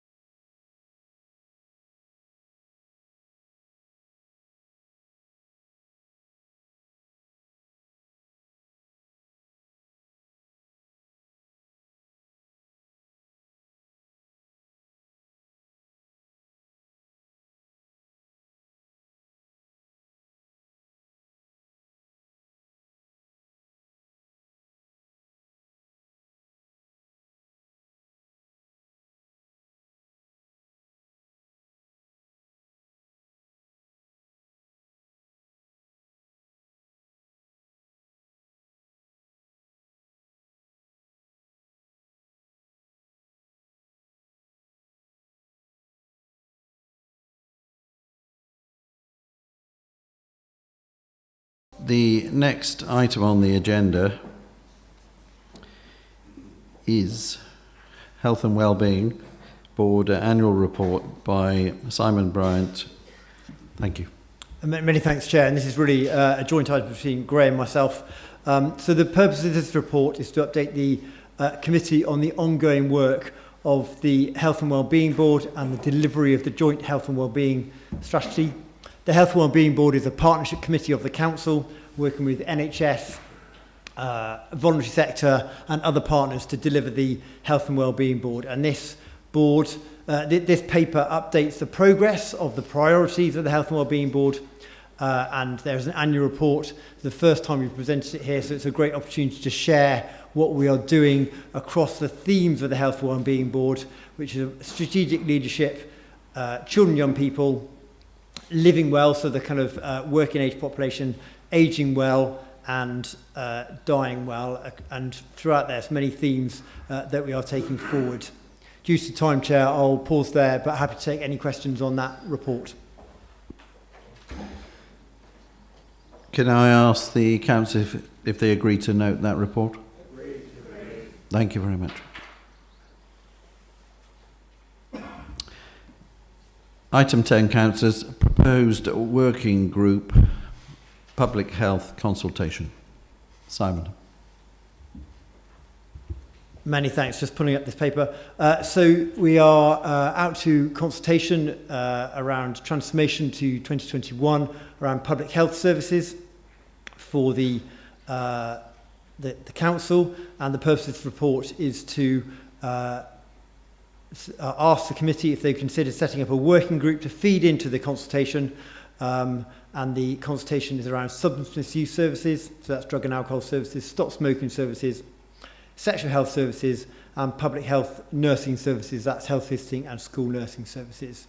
So the recommendation is to initiate a working group with colleagues from around the table and to set that up alongside the consultation that we are currently out to for the public. Councillors, can I have your agreement to initiate that working group and as per the terms of reference?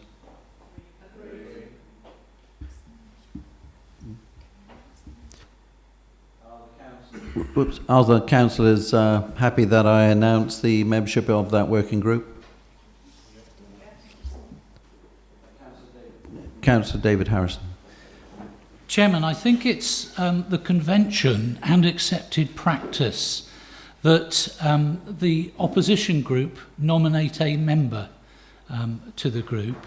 I do understand on this occasion you asked one of our members directly to join, and I think she was unaware of the convention and the normal method of working, as indeed you may have been yourself, Chairman. And I just wonder whether we would have the opportunity, because we do have more than one member of the group who might be interested. I wonder if you would allow us the opportunity just to discuss it between ourselves and then nominate. I think it may well be the member that you have in mind, but in terms of accepted practice and convention, I don't see that we should be departing from that. Councillor David, I quite agree, and I apologise for overstepping the mark on this occasion. Being the new boy, I'm here to learn, and thank you for that education. I appreciate your humility, Chairman. No need to apologise at all.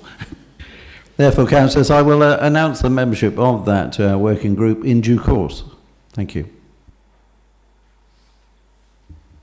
Can we agree to note that we are initiating a working group and that the membership will come out in due course? Thank you. Item 11, proposals to vary services, starting with Building a Better Emergency Care Programme update, and the presenter is Mark Orchard, Chief Financial Officer at Portsmouth Hospitals University NHS Trust, accompanied by John Knighton, the Medical Director of the same organisation.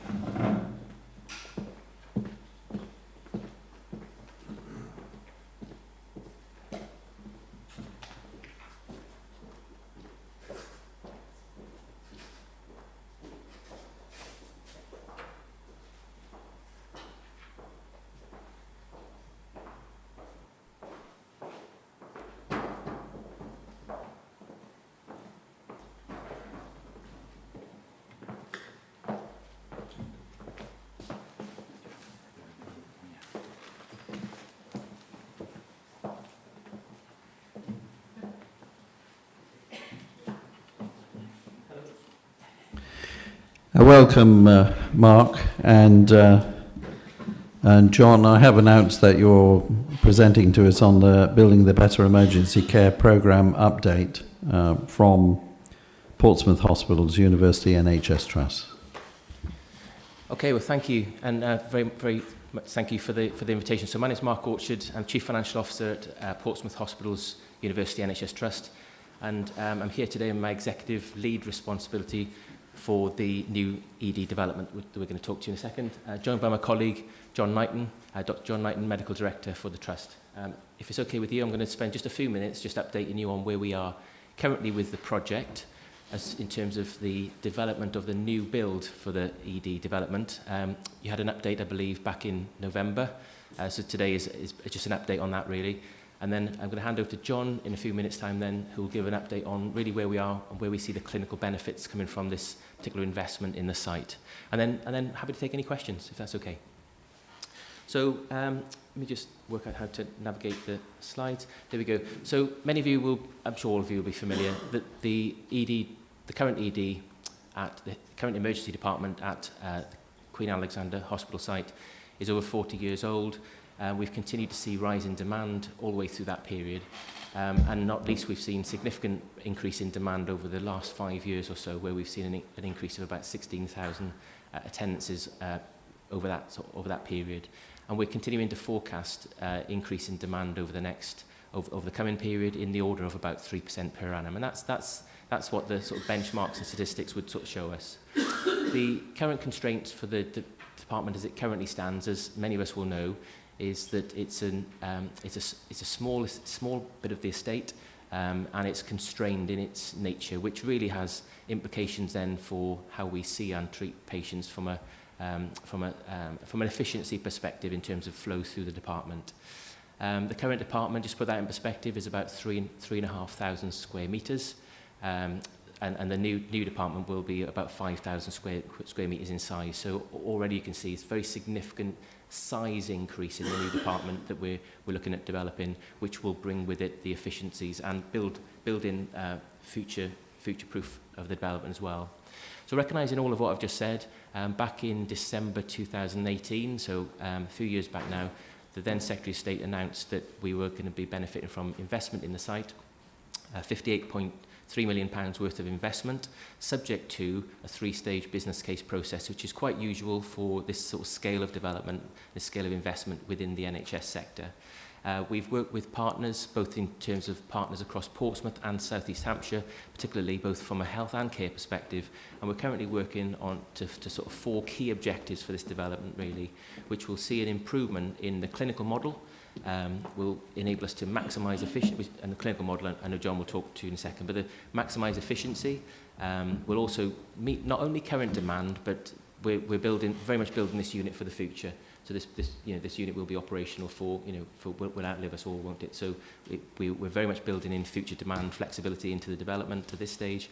And perhaps what's really pleasing to be able to see at this stage of the design, which I'm going to speak to in a second, is that not only are we building in modern facilities, build into modern building design technologies and so on, but we're able to build in significant increase in both patient experience, but also staff well-being experience in terms of what it takes to run a very busy unit at our hospital. So just briefly, the roadmap. So let's say funding was announced in principle in December 2018. There's a 3-stage business case process, which is the top sort of 3 boxes on the slide there. You don't need to look at the slide in any detail, but ultimately we work through a strategic case which confirms that ultimately we've got a viable solution within the envelope of money that we've been ring-fenced for us. Then we move on to an outline design, working through some preferred option, and then once that's confirmed, then we move to a full design to sort of build standard through a full business case. We're currently at the second of those stages. We're just currently concluding the second of those stages.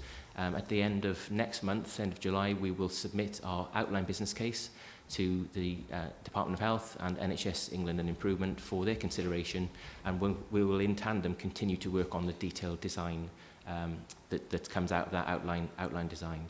And if so, all going well, we'll then submit the full business case then in May next year, and next year, the end of next summer, we'll start the enabling works. So it's starting to become quite real for us now. And then it's a 2-year construction period, so we will go live operationally, hopefully by the autumn of 2024. So that's still a few more winters to work through yet, but we know the solution is coming for us now, which is very real. Just briefly, we probably updated on this in November, in that we were looking at a number of options for the location. Now, the location was always going to be on the Queen Alexandra Hospital site, so from that perspective, the location is very straightforward. But the location within the site, which is obviously a very constrained site, has been something we've spent quite a lot of time working through. And following the strategic outline case, so before we embarked on the outline business case work, we were looking at 3 potential options for the site, for the new emergency department to be on the site, because it doesn't necessarily have to be exactly where it is at the moment. And we've settled on that we're going to actually build a new building, which allows us to build in all of the modern ways of working and everything they've described. We're actually going to build on what is currently a staff car park. It's our East Staff Car Park, and I'll come back to that in a second. So that's a preferred location. We're actually going to build a 3-level new build.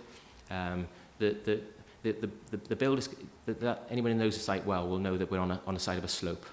So level A, if on the south side is the sort of ground walking level. That very quickly becomes level B if you're just slightly up the hill.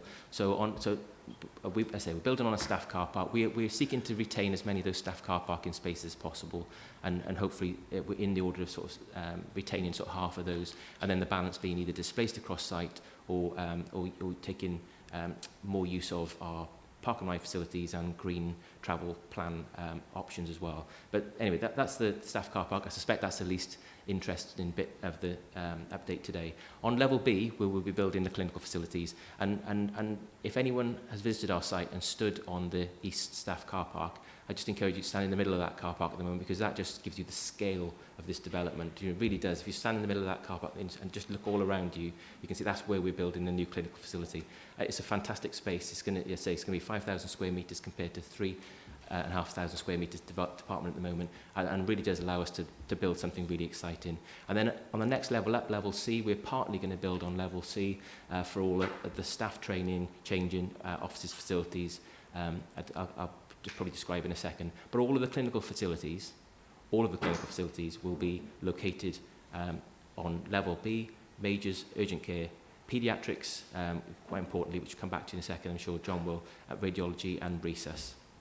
I'm not going to spend a lot of time going through the plans, but I just wanted to just give you some visualizations, I suppose. So you can see there level B and C, level B being urgent care access via walk-ins via the sort of north of the new development, almost adjacent to where the current ED department is now, and then ED and paediatrics in the red block that you can see there. And if I just walk through, so a few months back we were at a scale of 1 to 500 scale drawings and trying to work out the adjacencies of urgent care, paediatric, resus, majors and so on. And once we'd agreed with those clinical adjacencies, we're now at the position where, and it's starting to become very real now, because we're now at the position where we've just last week signed off with our clinical leads the room layouts for the outline design. So we now can describe exactly where the rooms will be located within the footprints of those departments, sub-departments that I've just described. And then on the level C, as I say, we've got some space that probably can't quite probably see on the slide here, but that's where we've got meeting rooms, changing facilities, and so on and so forth. But it's not a patient-facing area, so it allows staff to remove themselves from that environment, to take breaks, and so on. And you don't need to see the car park, but I say that's on level A. This slide just briefly shows. So in this slide, you'll see so the building you see on the top right-hand side of the slide is currently the building that the ED department's located in, and it's located on sea level, just along there. As you see, the red lines where the ambulances would currently route patients in. And also we have walk-ins on that level as well. So we're just looking right next to there, as I say, the blue line, the blue dots would show you on there where we would have a drop-off for walk-in attendances, and then the red lines are showing where the ambulance access would be in the new development. And if I just move on slightly further, we've now got, because we've obviously been working on this for quite some time, we're now at outline design stage. This shows the impression of the of the obviously the ambulance drop-off on the east side. And if I move to the next slide, that's the aspect we're looking at there, is actually looking from the current eye department next to the ED department, or below the ED department, where the current ED department is sited, looking south in terms of where the drop-off and walk-in attendances would be, and how it fits within the overall site. I'm going to hand over to John now in a second, just to say, so we're working through the internal governance to formally sign off where the position that we've agreed with the clinical team, say just last week, in terms of room layouts, and now we're at outline design. We've submitted our outline design to the planning department. They've been very receptive to this, as you can imagine, because obviously everyone welcomes this as a development for this part of Hampshire and Portsmouth. So we've got that outline application lodged. We expect that to be received by the planning committee next month. And as you know, say we're on timetable to continue to work on the detailed designs for the remainder of this summer and autumn, and then to submit the full plans by next May. But I'll hand over to John now to talk to us some of the clinical aspects, if that's okay, John. Thank you, Mark, and good afternoon, everyone. Thank you for inviting us. I'm just going to pick up a couple of headlines around the clinical design that's hopefully informing elements of design that are informing the new build as proposed. And I guess the first thing to say, going back to what Mark said at the outset, that our existing department is effectively 40 years old, but whilst it uses the shell of that 40-year-old design, it has been expanded to meet the demands of what is now regularly 350 attendances at our emergency department on a daily basis, and 150 or thereabouts ambulance arrivals. And that means that our existing emergency department, as some of you will probably know, is very distributed in a number of different locations with very poor lines of sight, very difficult for staff to look after patients in the way that they would want to, and certainly inefficient in the way in which staff need to be deployed across a number of different locations.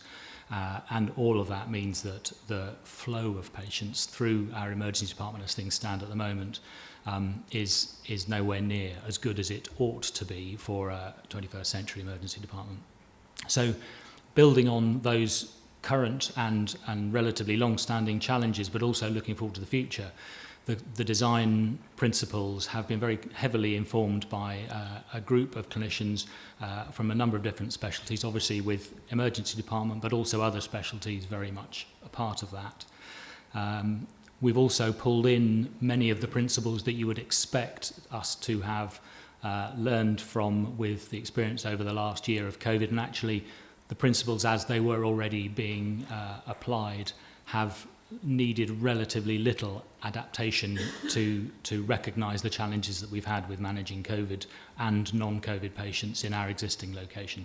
So in the new department, there will be much greater use of single rooms with proper separation of adults and children, of course, both for privacy, dignity, safeguarding, and all the rest of it, but also with areas where we can safely and confidently isolate patients who might be at risk or not, or we believe not to be at risk of high consequence infections, be that coronavirus or the next thing that comes along. At the moment, that has been a real challenge for us. One of the key things I would highlight, and I'm an intensive care consultant by background, and for the last 20 years it has been a challenge for us managing with just the 4 resuscitation rooms for the most seriously ill patients that we have. This will double that to 8. And as well as the capacity that offers, it means that we can appropriately segregate patients that need to be separated from others, of course. There will be 2 further additional dedicated paediatric resuscitation bays. And then really importantly, given the amount of imaging, particularly CT type imaging, that is now required very early in emergency patients' pathways, this department will have an embedded CT scanner rather than the existing arrangement where we have to transport patients from the emergency department to the radiology department and back to the emergency department. That can only be a better experience for patients and will undoubtedly help with flow and time efficiency. And talking of efficiency, as Mark's already touched on, one of the things that was really important to, I think, to everyone in this process, was ensuring that the building itself was as both energy efficient and as positive or pleasant an experience for patients and their families as it was possible under the circumstances of obviously being in an emergency department.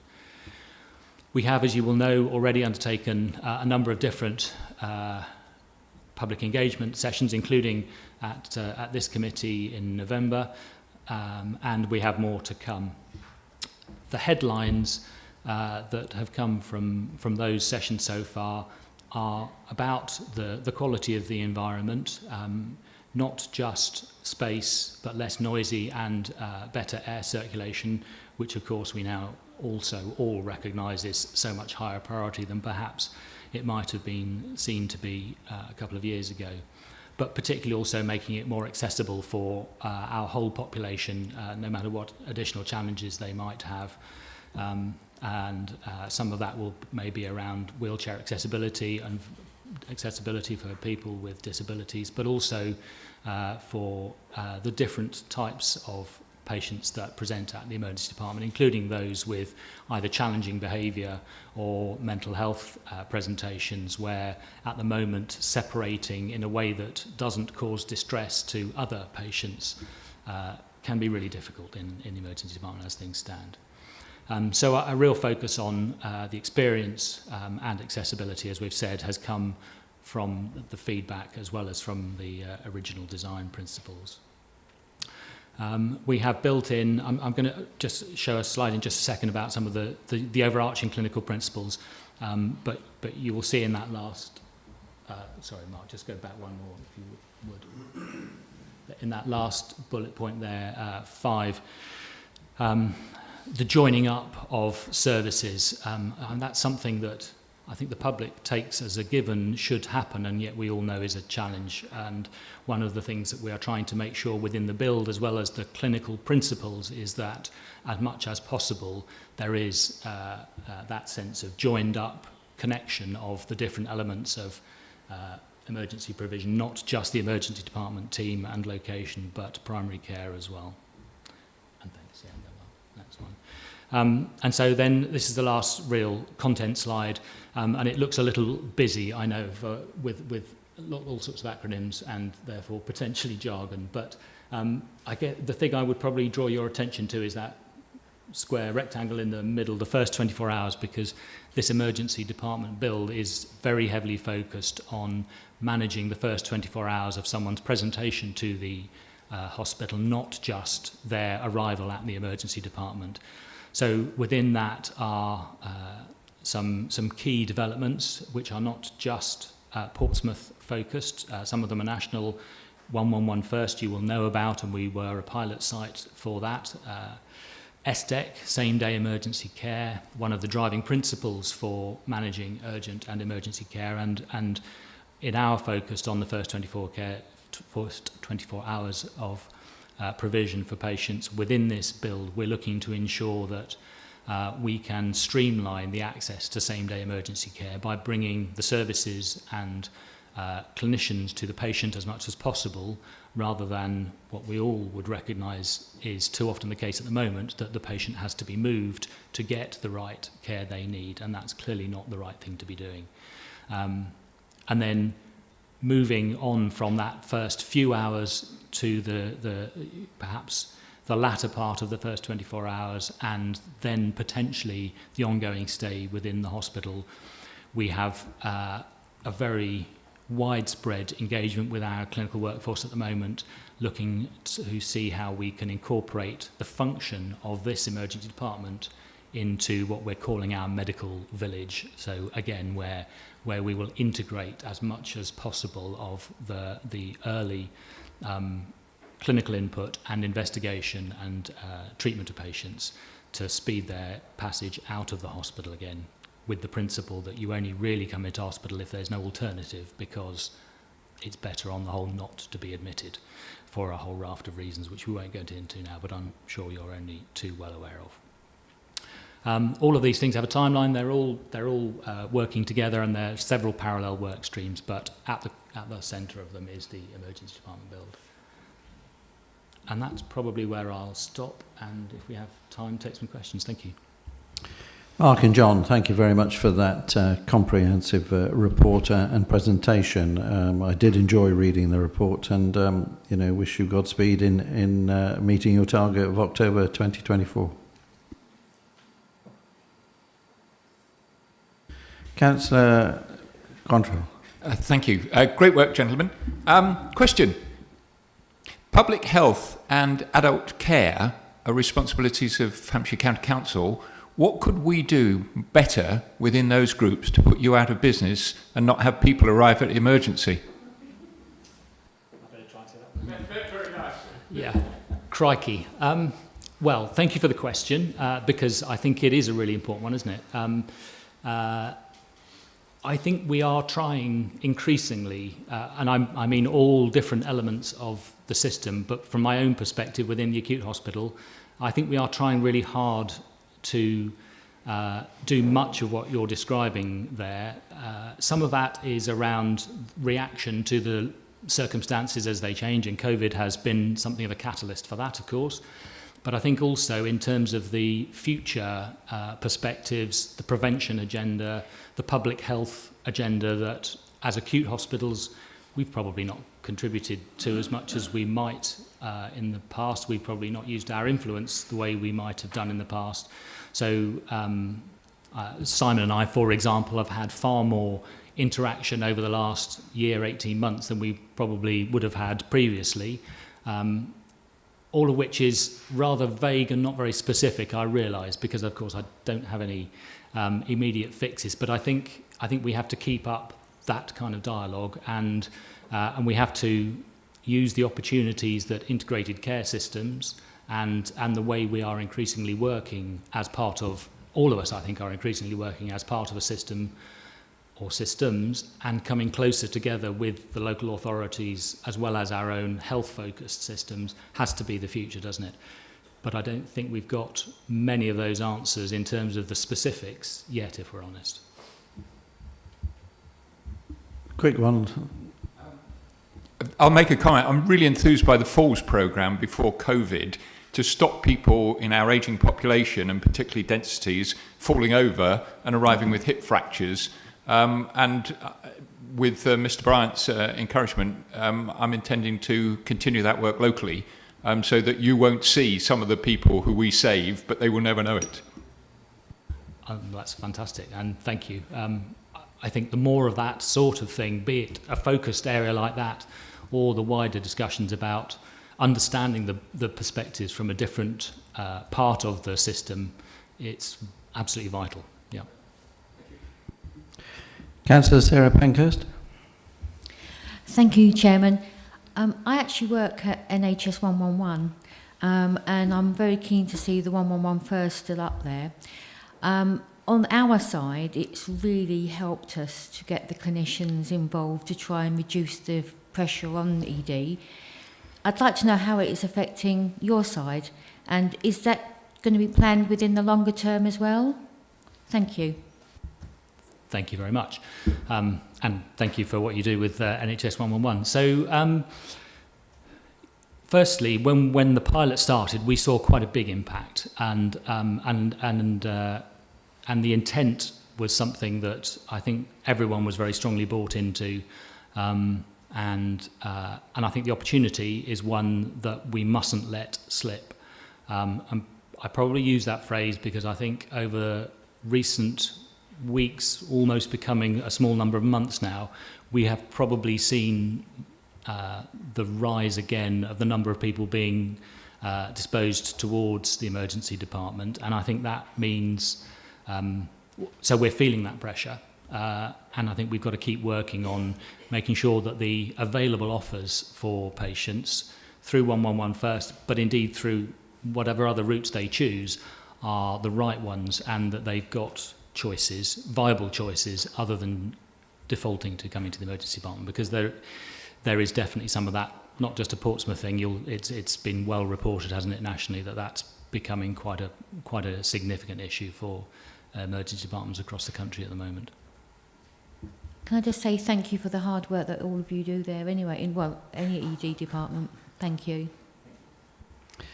Thank you. Councillor Anne Briggs. Thank you, Chairman. As a person, as a local councillor, one of the biggest complaints I ever receive about QA is not about the treatment. They're normally very happy. It's about actually getting through to begin the treatment from ED. So I'm really hoping you keep on about the flow. I don't know whether you call it still the medical assessment unit, but that is where the most complaints come from because it's often a mixed ward. Will that all be improved? And the other complaint I get from people, and you said on your just now that there's going to be a drop-off place for people, but where will they park? Because sometimes people are told by their doctor, don't wait, go straight down to ED. But if someone's got to get out the car to help that person into ED, where can they then go and park? Is that all being considered? Because people really do worry about parking at QA. Thank you. Okay, if I pick up the parking question first, if that's okay, and John can pick up the other question. So in terms of parking, so what I haven't described today is some investment that we're also making on the site. So we're actually increasing the amount of public car parking on site from the beginning of next year. We've got a commercial arrangement in place, with subject to a business case that's expected to be signed off next month, to increase the amount of public car parking on what is currently the North car park by actually building in a multi-storey car park behind what is also a new modular ward that we're putting on there as well. And that's just a short walk across the east perimeter of the site then to here. So what we've built in then, just trying to join all that together then, is we've built in a drop-off, dedicated drop-off zone into this development, so that then individuals that are accompanying those to emergency department then could actually go and park their vehicle and come back. So on what is a very constrained site, we've definitely tried to sort of build that in, and that's met with the planning approval as well. If that's okay, I'll hand over to John to answer the other question. Thank you. And thank you. Yes. So as far as the medical assessment unit, absolutely, that is part. It's not part of the new build per se, but it is part of the medical village conversations. And when I talk about flow, that's of course I'm talking in operational terms. That's not that doesn't in any way begin to describe the individual, personal, experiential impact of the difficulties that we currently have with our physical locations. I described the fact that our emergency department has expanded over years, but our acute medical assessment area, it actually occupies over 70 beds, but those 70 beds are distributed through 6 different locations, and incredibly difficult to make the movement of patients and the experience that patients get as a result of moving through the system as good as it can be with that kind of geography. So absolutely, at the heart of some of the clinical principles that I've not gone into more detail about, because they don't just apply to this build, but they apply to that first 24 hours experience I was talking about, are around making sure that we have we're able to move patients more quickly but to the right area, and that we move them less frequently, and wherever possible we bring, as I said, the clinicians and the investigation to them rather than the other way around. There's no quick fix to those things. They will take the 2 to 3 years to hopefully come to fruition, but those are the principles that are aimed at informing the way we change the movement of patients through this. Thank you. Councillor David Harrison. Thank you, Chairman. The challenge of net zero, it must have been quite a challenge putting together a project of this scale and size, and at the same time thinking about energy efficiency and carbon emissions and all that sort of thing. How is the new building going to be heated? So we're currently at the stage of looking at options for how the new building is going to be heated, whether it's sort of standalone or whether it builds into the site infrastructure. We're very fortunate at Portsmouth, as you know, is that the Portsmouth site, probably 2/3 of the Portsmouth site is a relatively new build, which has been operational for about 11 years now. So we've got a couple of options to look at the moment, whether we build additional plant on the roof on sea level, or whether we effectively tap into the wider infrastructure there. That bit of detail is a bit of detail that we're working through in the full business case stage. It's the next stage after this. But it's a really good question. We're already working with partners that we appointed to take us through which are part of the national framework, part of the Department of Health encouragement to work with what's called Procure 22 partners, so we're already working with those that are at the forefront, I would say, of the thinking around net carbon zero at the moment. And so, and again, part of the reason for having a standalone new build, albeit connected to the hospital, rather than refurbish the existing department and maybe try and expand from that, is that it allows us to really make some step change forward in terms of that particular agenda. So more detail on that perhaps next time, and I'm sure we'll be updating the committee regularly on this development. And as we proceed through the detailed design stage, I'd very happily come back and address that question. Thank you. Thank you. Councillor Debbie Conolly-Ford. Thank you. Curnow Ford. Thank you. I was keen to see that you talk about joined up IT with GPs and community. How are you going to achieve that? And by community, are you actually referring to your customers, aka patients, in terms of offering a patient portal, access to medical records, electronic communications, as opposed to keeping the Royal Mail in business with all the letters that seem to be generated by the NHS? Thank you. Yeah, that's a tricky one, isn't it? Because we are, as a hospital, we haven't been the most digitally mature in terms of our own internal electronic records. We have made huge strides over the last 18 months to 2 years with linking with the primary care record, but that is only one element, and you've highlighted a couple of others, most importantly perhaps the patient angle.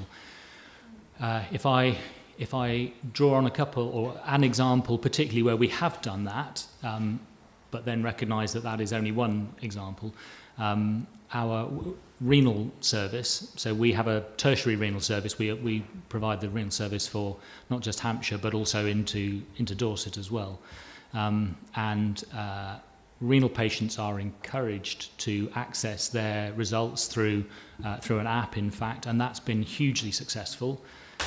It also speaks to the newly emerged national drive for patient-initiated follow-up, which become another acronym, PIFU. There are a lot more opportunities for that than currently I think we've exploited, which is really to say we're very early on the journey. It does present, of course, a load of challenges alongside it, because for every recognising that for lots of us that would be what we would want to do, there are other patients for whom that's still they're not digitally enabled. That's an area that they don't feel comfortable with, and we are also having to therefore recognise the risks and make sure we don't leave behind some patients who are less digitally minded. So I recognise the challenge, a lot of work to do. Thank you. Thank you, John and Mark. As I said, for a comprehensive update and brief there.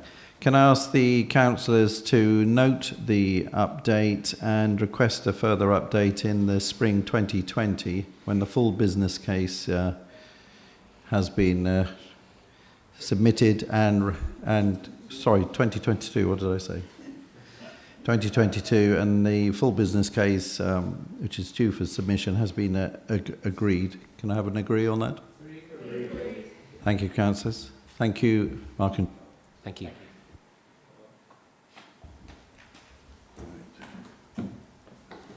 Our next presentation. Yeah.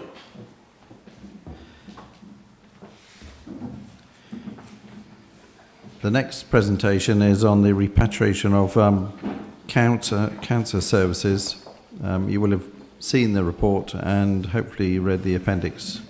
Presenters today are Alex Whitfield, Chief Executive of Hampshire Hospitals NHS Foundation Trust, to present with Dr. Ben Cresswell, Associated Medical Director of the same trust.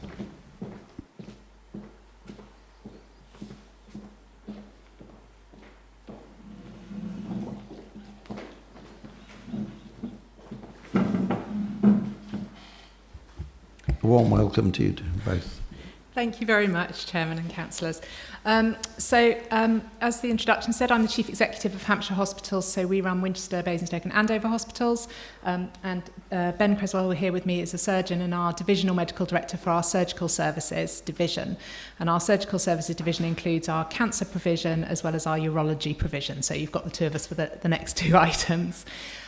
In terms of cancer, the first thing to say is that I am incredibly proud of our teams who managed to keep cancer treatment running throughout the COVID period. As a result, we have one of the best performances in waiting times for cancer treatment in the country, because a number of parts of the country unfortunately were forced to delay and defer and have built some waiting lists. So Ben and his colleagues did a really good job of keeping that going. In order to do that, we had to move locations, which I know can sometimes be stressful for patients, but the feedback we've had has been very positive so far. So I'm going to hand over to Ben, and he'll talk you through what's been happening with cancer and what our plans are going forward. Great, thanks Alex, and thanks for the opportunity just to update you really on what's been happening with cancer services for HHFT. And as Alex mentioned, really a lot of what's happened has been born through necessity to maintain the services for our patients. And I think it's quite likely that at least somebody in this room, and myself included, will remember back at the beginning of the pandemic, letters came out from NHS England for all patients either undergoing chemotherapy treatment or booked or planned for chemotherapy treatment, letting them know about the new prioritisation for treatment and which categories of chemotherapy would be prioritised and which categories of chemotherapy would perhaps not be delivered due to the pandemic and the pressures that were anticipated. And I'm, as Alex has already said, I'm really proud and pleased of our service, because although it has required reconfiguration and several moves, we managed to deliver chemotherapy services to all priority categories of patients, and the service was uninterrupted throughout the pandemic. So I think that was a real achievement for the team. But prior to COVID, we had two main centres for the delivery of chemotherapy and treatment. So cancer treatment, as I'm sure you know now, is more than just chemotherapy. There are a lot of new biological agents which are very specific to different types of cancer, but fall into the same broad category as chemotherapy. So I'm just going to use the term chemotherapy to cover all those treatments when I talk you through the changes, if that's okay. But we delivered chemotherapy from the Basingstoke and Winchester sites. The immediately problem we had with COVID is particularly on the Basingstoke site. The chemotherapy unit was really in the heart of the acute hospital, and it was surrounded by the emergency medical wards. So it was a bad location for the clinically extremely vulnerable patients who had their immunity affected by their chemotherapy treatments and often required fairly frequent trips into the hospital. And so at the beginning of the pandemic, we quite rapidly realised that we needed to move these patients off-site and find a safer location. And so the immediate move was to the BMI private hospital on the Winchester site, the Sarum Road Hospital. And so all of the acute treatments were delivered for both Basingstoke and Winchester patients in Sarum Road. And we also moved the haematology inpatient oncology patients to that same site. And the rationale for this was that the private hospitals at that stage were given over 100% for support for the NHS, and were what we call green sites. So all of the patients entering the private sites were screened negative for COVID, and there were no COVID positive patients being treated on that site. So that was a good location, and the service stayed there really for best part of a year. And although patients from the north end of our patch had to travel to receive treatments, we communicated well, and the team communicated very well with the patients and explained the rationale and the reasons for that. And the patients were actually very supportive and understanding, and likewise the staff who needed to work in a different location also understood the reasons, were very supportive. And that service functioned very, very well during the pandemic, and we delivered more than 1,500 chemotherapy treatments during that time. As the second wave of the pandemic began to slow, it became apparent that we needed to think about a longer-term plan because COVID was something that was here to stay. And we took advice from our Infection Prevention Control Director as to various options. And what became apparent is that it was not favourable to move the patient back into their original footprint within the main hospital. And the ideal solution was to find a home for the oncology service, which was outside of the main footprint and separate. And so that posed a bit of a logistical challenge and required moving some of our existing services. But we did find a home on the Basingstoke site to relocate the Sarum Road service by moving our off-site orthopaedic rehabilitation unit onto a ward close to the inpatient orthopaedic ward in the main hospital site, which freed up the FIRS, which is a separate building, has its own entrance, exit, and a car park drop-off area for patients to arrive and leave. And so over the Easter bank holiday of this year, the team moved lock, stock and barrel from Sarum Road to the FIRS, and all of the staff and patients then delivered treatment at the FIRS. And again, this meant travel for, this time, the Winchester patients up to the Basingstoke site and the Winchester staff up to the Basingstoke site.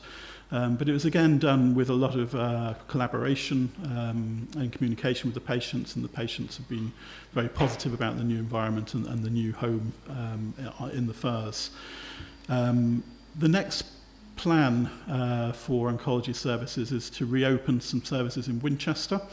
The original oncology day case unit in Winchester was slightly more favourably located in terms of its access from the main hospital site, but there were problems with regards to the layout in terms of waiting rooms, sterile services and social distancing. So currently we have a work of refurbishment underway there. Having had some work done recently at home, I was surprised that the plumbers are delaying us at the moment, but the plumbing is due to be completed, and we should be able to open the next phase of oncology services, which will be repatriating some of the Winchester-based treatments by the end of July. We had hoped for the end of June, but that's been delayed by a month. And then the final piece of the jigsaw, which has been moving around, has been the inpatient provision of oncology beds for the haematology patients. After the first wave of the pandemic, these moved from Sarum Road to the private wing in the Basingstoke Hospital, which is on top of the day treatment centre, which again is a green area used only for elective patients and screened patients. And it consists completely of side rooms. So this provided a good temporary home, and the patients are currently being looked after there. So there are 8 dedicated beds for haematology oncology patients on the private wing. So the final piece of the jigsaw to be decided now is a permanent home for these patients.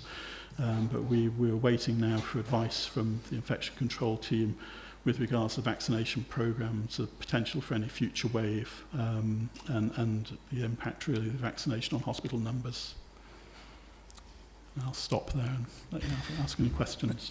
Alex and Dr. Ben, I mean, thank you for that excellent update, and also our big thanks for all the hard work that has been carried out both for the cancer services during the COVID and you know, the way at which you've tackled the future, bringing this repatriation of the services, has demonstrated that out of this pandemic, you know, some pluses have come. And this is a prime example of where better services for cancer patients in the future will be held on both sites. And we commend you for all the hard work that you've done.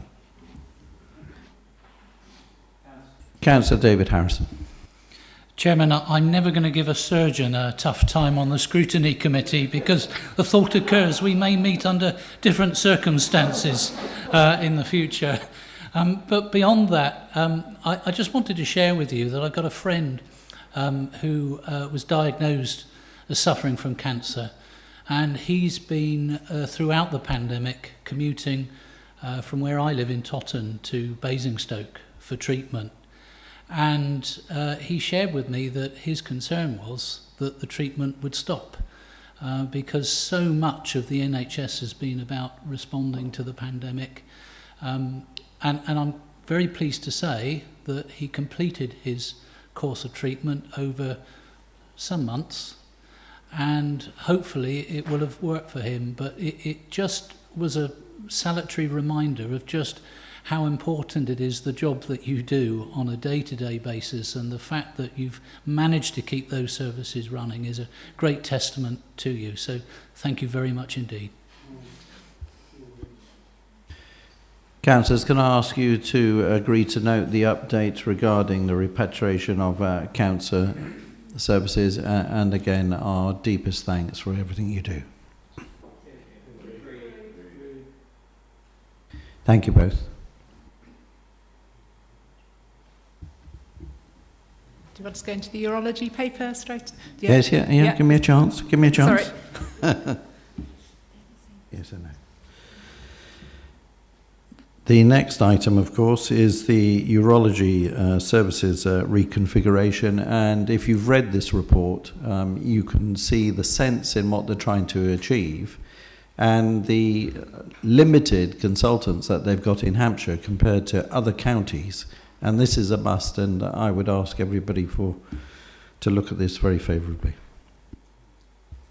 Thank you very much, Chairman. Yes, and again, I'm going to let Ben talk through the detail of it, but just to say that this particular element relates to acute urology, which is a very small part of the services of the urology team provide. And you will see from the paper that our proposal is to provide the 24/7 acute service out of our Winchester site as a way of ensuring that we are able to provide a high quality service 24 hours a day for the very few number of patients that do require this. So Ben, over to you. Great, thanks very much. And again, the paper's in your pack, so I won't read the whole thing, but this is a programme that we had hoped to start back in 2019, and there are three drivers really for us needing to do this. There's the sort of modernisation, sustainability and expansion and quality improvement. And just to talk a little bit about those, I'm a liver surgeon, general surgeon, and so I hope there's no urologists in the chamber, so I'm not going to say anything too out of line. But we have a really, really good elective urology service in HHFT, and to the extent that I brought family from outside of the region, from London, for treatment by some of my colleagues, because I think we've got some really, really top-notch colleagues, but we don't have very many of them. And a few things have happened since 2019 when we wanted to start modernising this service, which has made the issue even more pressing. But we're now left with two substantive consultants on the Winchester site providing acute urology services, and one full-time, one part-time surgeon in Basingstoke. So 4 consultants overall for HHFT, and the average urology department would have 8 to 12 consultants. And we can talk, I can talk for a long time about how we've managed to get to this situation, but we've merged 2 hospitals which had relatively small urology departments, but really good urology departments. And what we haven't ever managed to do is to bring those departments together in a really good way. And so we've ended up with 2 small urology departments who are doing really, really good work. And the quality of the elective work is fantastic. As a result, though, the emergency urology has never really modernised, and in general surgery, which is my specialty, it's really busy, and we maybe have 15 to 20 admissions a day, And by necessity, the modernisation of emergency surgery has seen us drop our elective work when we're on call, and we do periods where we focus just on the emergency work, and that's absolutely the right thing to do. But with only 2 consultants on either site, we haven't managed to do that in urology. But we do need to do that, and we need to change the way we deliver emergency urology work. But in order to do that, we need to have more consultants. And the catch-22 situation that we've been in is having such a small department has made it really, really difficult to recruit new consultant colleagues, because nobody wants to come and work in a department that's quite small. They all want to come and work in departments where they can do a 1 in 8 or a 1 in 12 on call rather than a 1 in 3 or a 1 in 4. So we've struggled, and back in 2019 we really wanted to bring the 2 departments together, and then COVID happened. And things were paused. Since COVID, we've had a couple of colleagues who've retired, so the problem has become more pressing. And we've had some temporary arrangements disintegrate, whereby we had some support from Guildford and Frimley, which couldn't continue because of COVID. And so we have an urgent need now to bring together our manpower and recruit new colleagues. And so the proposal, which is tabled in the paper, is to provide acute urology services on one site, so that the consultants can all come together and join up. They can free themselves then of their elective work during the periods they're on call, recruit new colleagues, and change the way they deliver their emergency services. So this is where I risk offending urologists, if there are any in the room, but there's only so many things that go wrong in urology. So people go into urinary retention and can't pass water. And people have catheters which block or fall out and need to be replaced. And people have bleeding from the urinary tract, which is very, very, very seldom life-threatening. And all of these things, or none of these things rather, require admission to hospital. What they require is prompt attention, sorting out, and as John Knighton was talking about ahead of time, these ambulatory SDEC pathways, so patients can have their interventions performed promptly, but not necessarily as an inpatient in hospital. The other things that happen in urology is people get kidney stones and infections, usually secondary to the kidney stones, and some of those patients need to come into hospital. And those patients that do need to come into hospital are best served if there's a consultant then ready and waiting to do an operation to clear the stones straight away. And then the other thing, the final thing that tends to go wrong is for children, especially boys, testicles can twist. And that is an absolute emergency, and then it's vital that a surgeon is available to untwist that testicle quickly. So of all the patients who attend our hospitals with urological problems, I guess what I'm trying to say is a very roundabout way, is a relatively small number actually need to come into hospital, and a relatively small number actually need to see a urological surgeon. But what we want to do is have a system whereby those patients who don't need to be admitted can be treated promptly, either at the Basingstoke end by an advanced nurse practitioner, or at the Winchester end. And those patients who do need quick operations get them quick. And so by separating out the emergency urology and having a consultant free, that consultant will be available to do the emergency operations, but they'll also be able to do emergency clinics. So all the patients who need to be seen promptly but not necessarily as an inpatient can be diverted to the emergency clinics. All the patients who have suspected prostate cancer can be diverted to the emergency clinics. And all the patients who need to be seen and referred by their GPs and seen quickly can be diverted to the emergency clinic. So what we want to do is modernise the service and provide a better service for our patients. And so the plan then, on the basis of having one single site for the emergency work, would be to recruit new colleagues, and grow the department, and then provide an expanded repertoire of urological services. So at the moment there are several areas in urology which we don't provide, which we would really like to be able to provide, and that includes andrology and female urology. And also, at the moment, we don't have a full-time superficial bladder cancer specialist. So what we'd like to do in building this service is expand it and recruit these new colleagues. So in a nutshell, that's the idea of the paper. By modernising the service and using the advanced nurse practitioners on the Basingstoke site, the number of patients who will need to move to the acute service will be relatively few, certainly less than 5 a week. So just to give you a flavour, there's usually in the region of about 2 or 3 urology admissions a day. So most of those patients will be able to be treated at their attending site and discharged and then seen in an ambulatory clinic.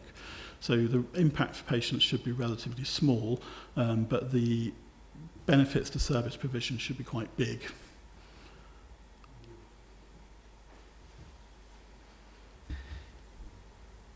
Thank you, Dr. Ben. I think you've comprehensively covered the proposal, and I'd ask the councillors if they would support that proposal. Agreed. And I'd also ask the request an update in the autumn of this year, if we may. Absolutely. Thank you. Any questions? No?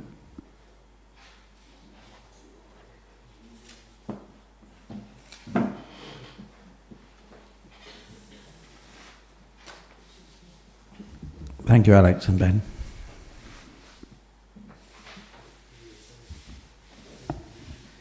Okay, members, so item 12 is the work programme, so the forward plan of items coming to this committee. So you'll have seen in your agenda pack, there's a number of things on there that have been inherited from things that have come to the committee previously, where the committee has asked for future updates on various topics that have been to the committee before. So between meetings, I review with the chairman what's coming up on the agenda from the work plan for the next meeting, but obviously members are welcome to make any requests at any time by email to the chairman or myself. If anyone has any comments on the work programme as it stands, I'm happy to take them, but hopefully those items are fairly self-explanatory, and when they come forward to the committee, those updates will be presented at those future meetings. Councillor Andy Tree. Just a quick question. What does it mean where there's an X and then there's a question mark next to it? Oh, sorry. Yes, good point. So that is the kind of indicative timing for something to come forward. So the meeting dates are along the top, and then the items along listed on the left-hand side. The crosses kind of indicate which meeting that update is targeted for. Some of them have a question mark if there's some degree of further conversation needs to take place to confirm if that's the most appropriate timing or not. So some things might shift slightly from one meeting to another to make sure they're the most timely. Okay, thank you. My only observation, Chair, then was the Chase Community Hospital and Whitehead and Borden Health and Wellbeing Hub update is currently sort of question marked for 23rd of November.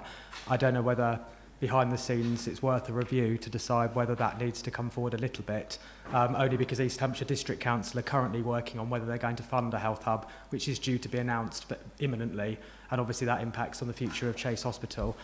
East Hampshire District Council's Overview and Scrutiny Committee debated this last week, so this is very much on the agenda, and it is it's a number one priority issue for Whitehill, Borden and Linford. So I guess behind the scenes, I don't know when the appropriate time for us to discuss that would be, but I certainly think that if funding for a health hub goes ahead, that has a direct impact on the future of Chase Hospital and how it all fits in. Thank you for that, Councillor. Councillor Harrison. Yes, please, Chairman. I don't know to what extent particularly new members will be aware of the history of Public Health England proposals to fluoridate tap water. But it certainly occupied a lot of time of the previous administration, where full council determined that we were not supportive of enforced medication by way of adding fluoride to tap water. And I think what we should do as a scrutiny committee is be cited as to what's happening, because the proposed white paper for the Health and Social Care Bill has had tagged onto it a proposal that government can impose this without the agreement of local authorities in the future.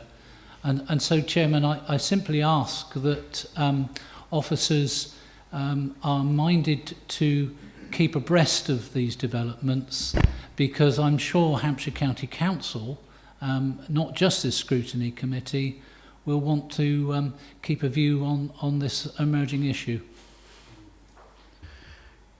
Councillor Harrison, thank you for that. We have noted that, and we will come back in due course.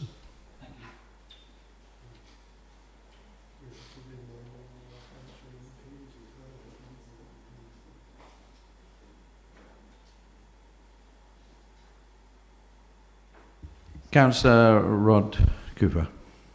Thank you, Mr. Chairman.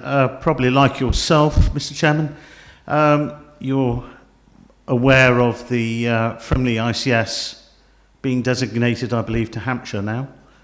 And it's lacking from the programme at the moment. Seems to be an update from Frimley. It's been gratifying to hear today what's going on in Basingstoke and also in Portsmouth. I think it would be appropriate, if possible, to get an update from both the CCG that are on the brink of merging in North East Hampshire, and also the ICS itself.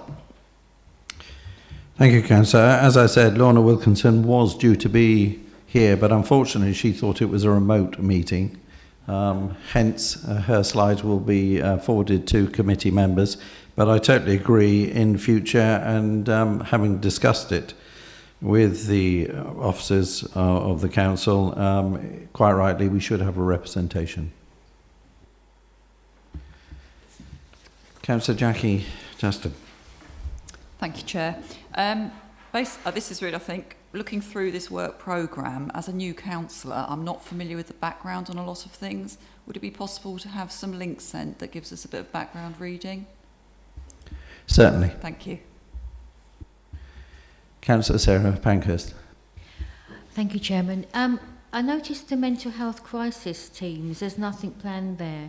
Bearing in mind the additional problems COVID have raised with the mental health of our nation and locality, I wonder if we could have a report booked in at all for an update. Certainly.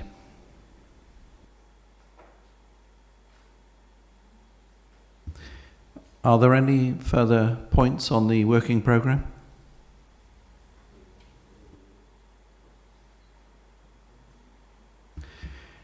Therefore, councillors, guests and presenters and officers of the council, I close this health and adult social care meeting today at 1 o'clock.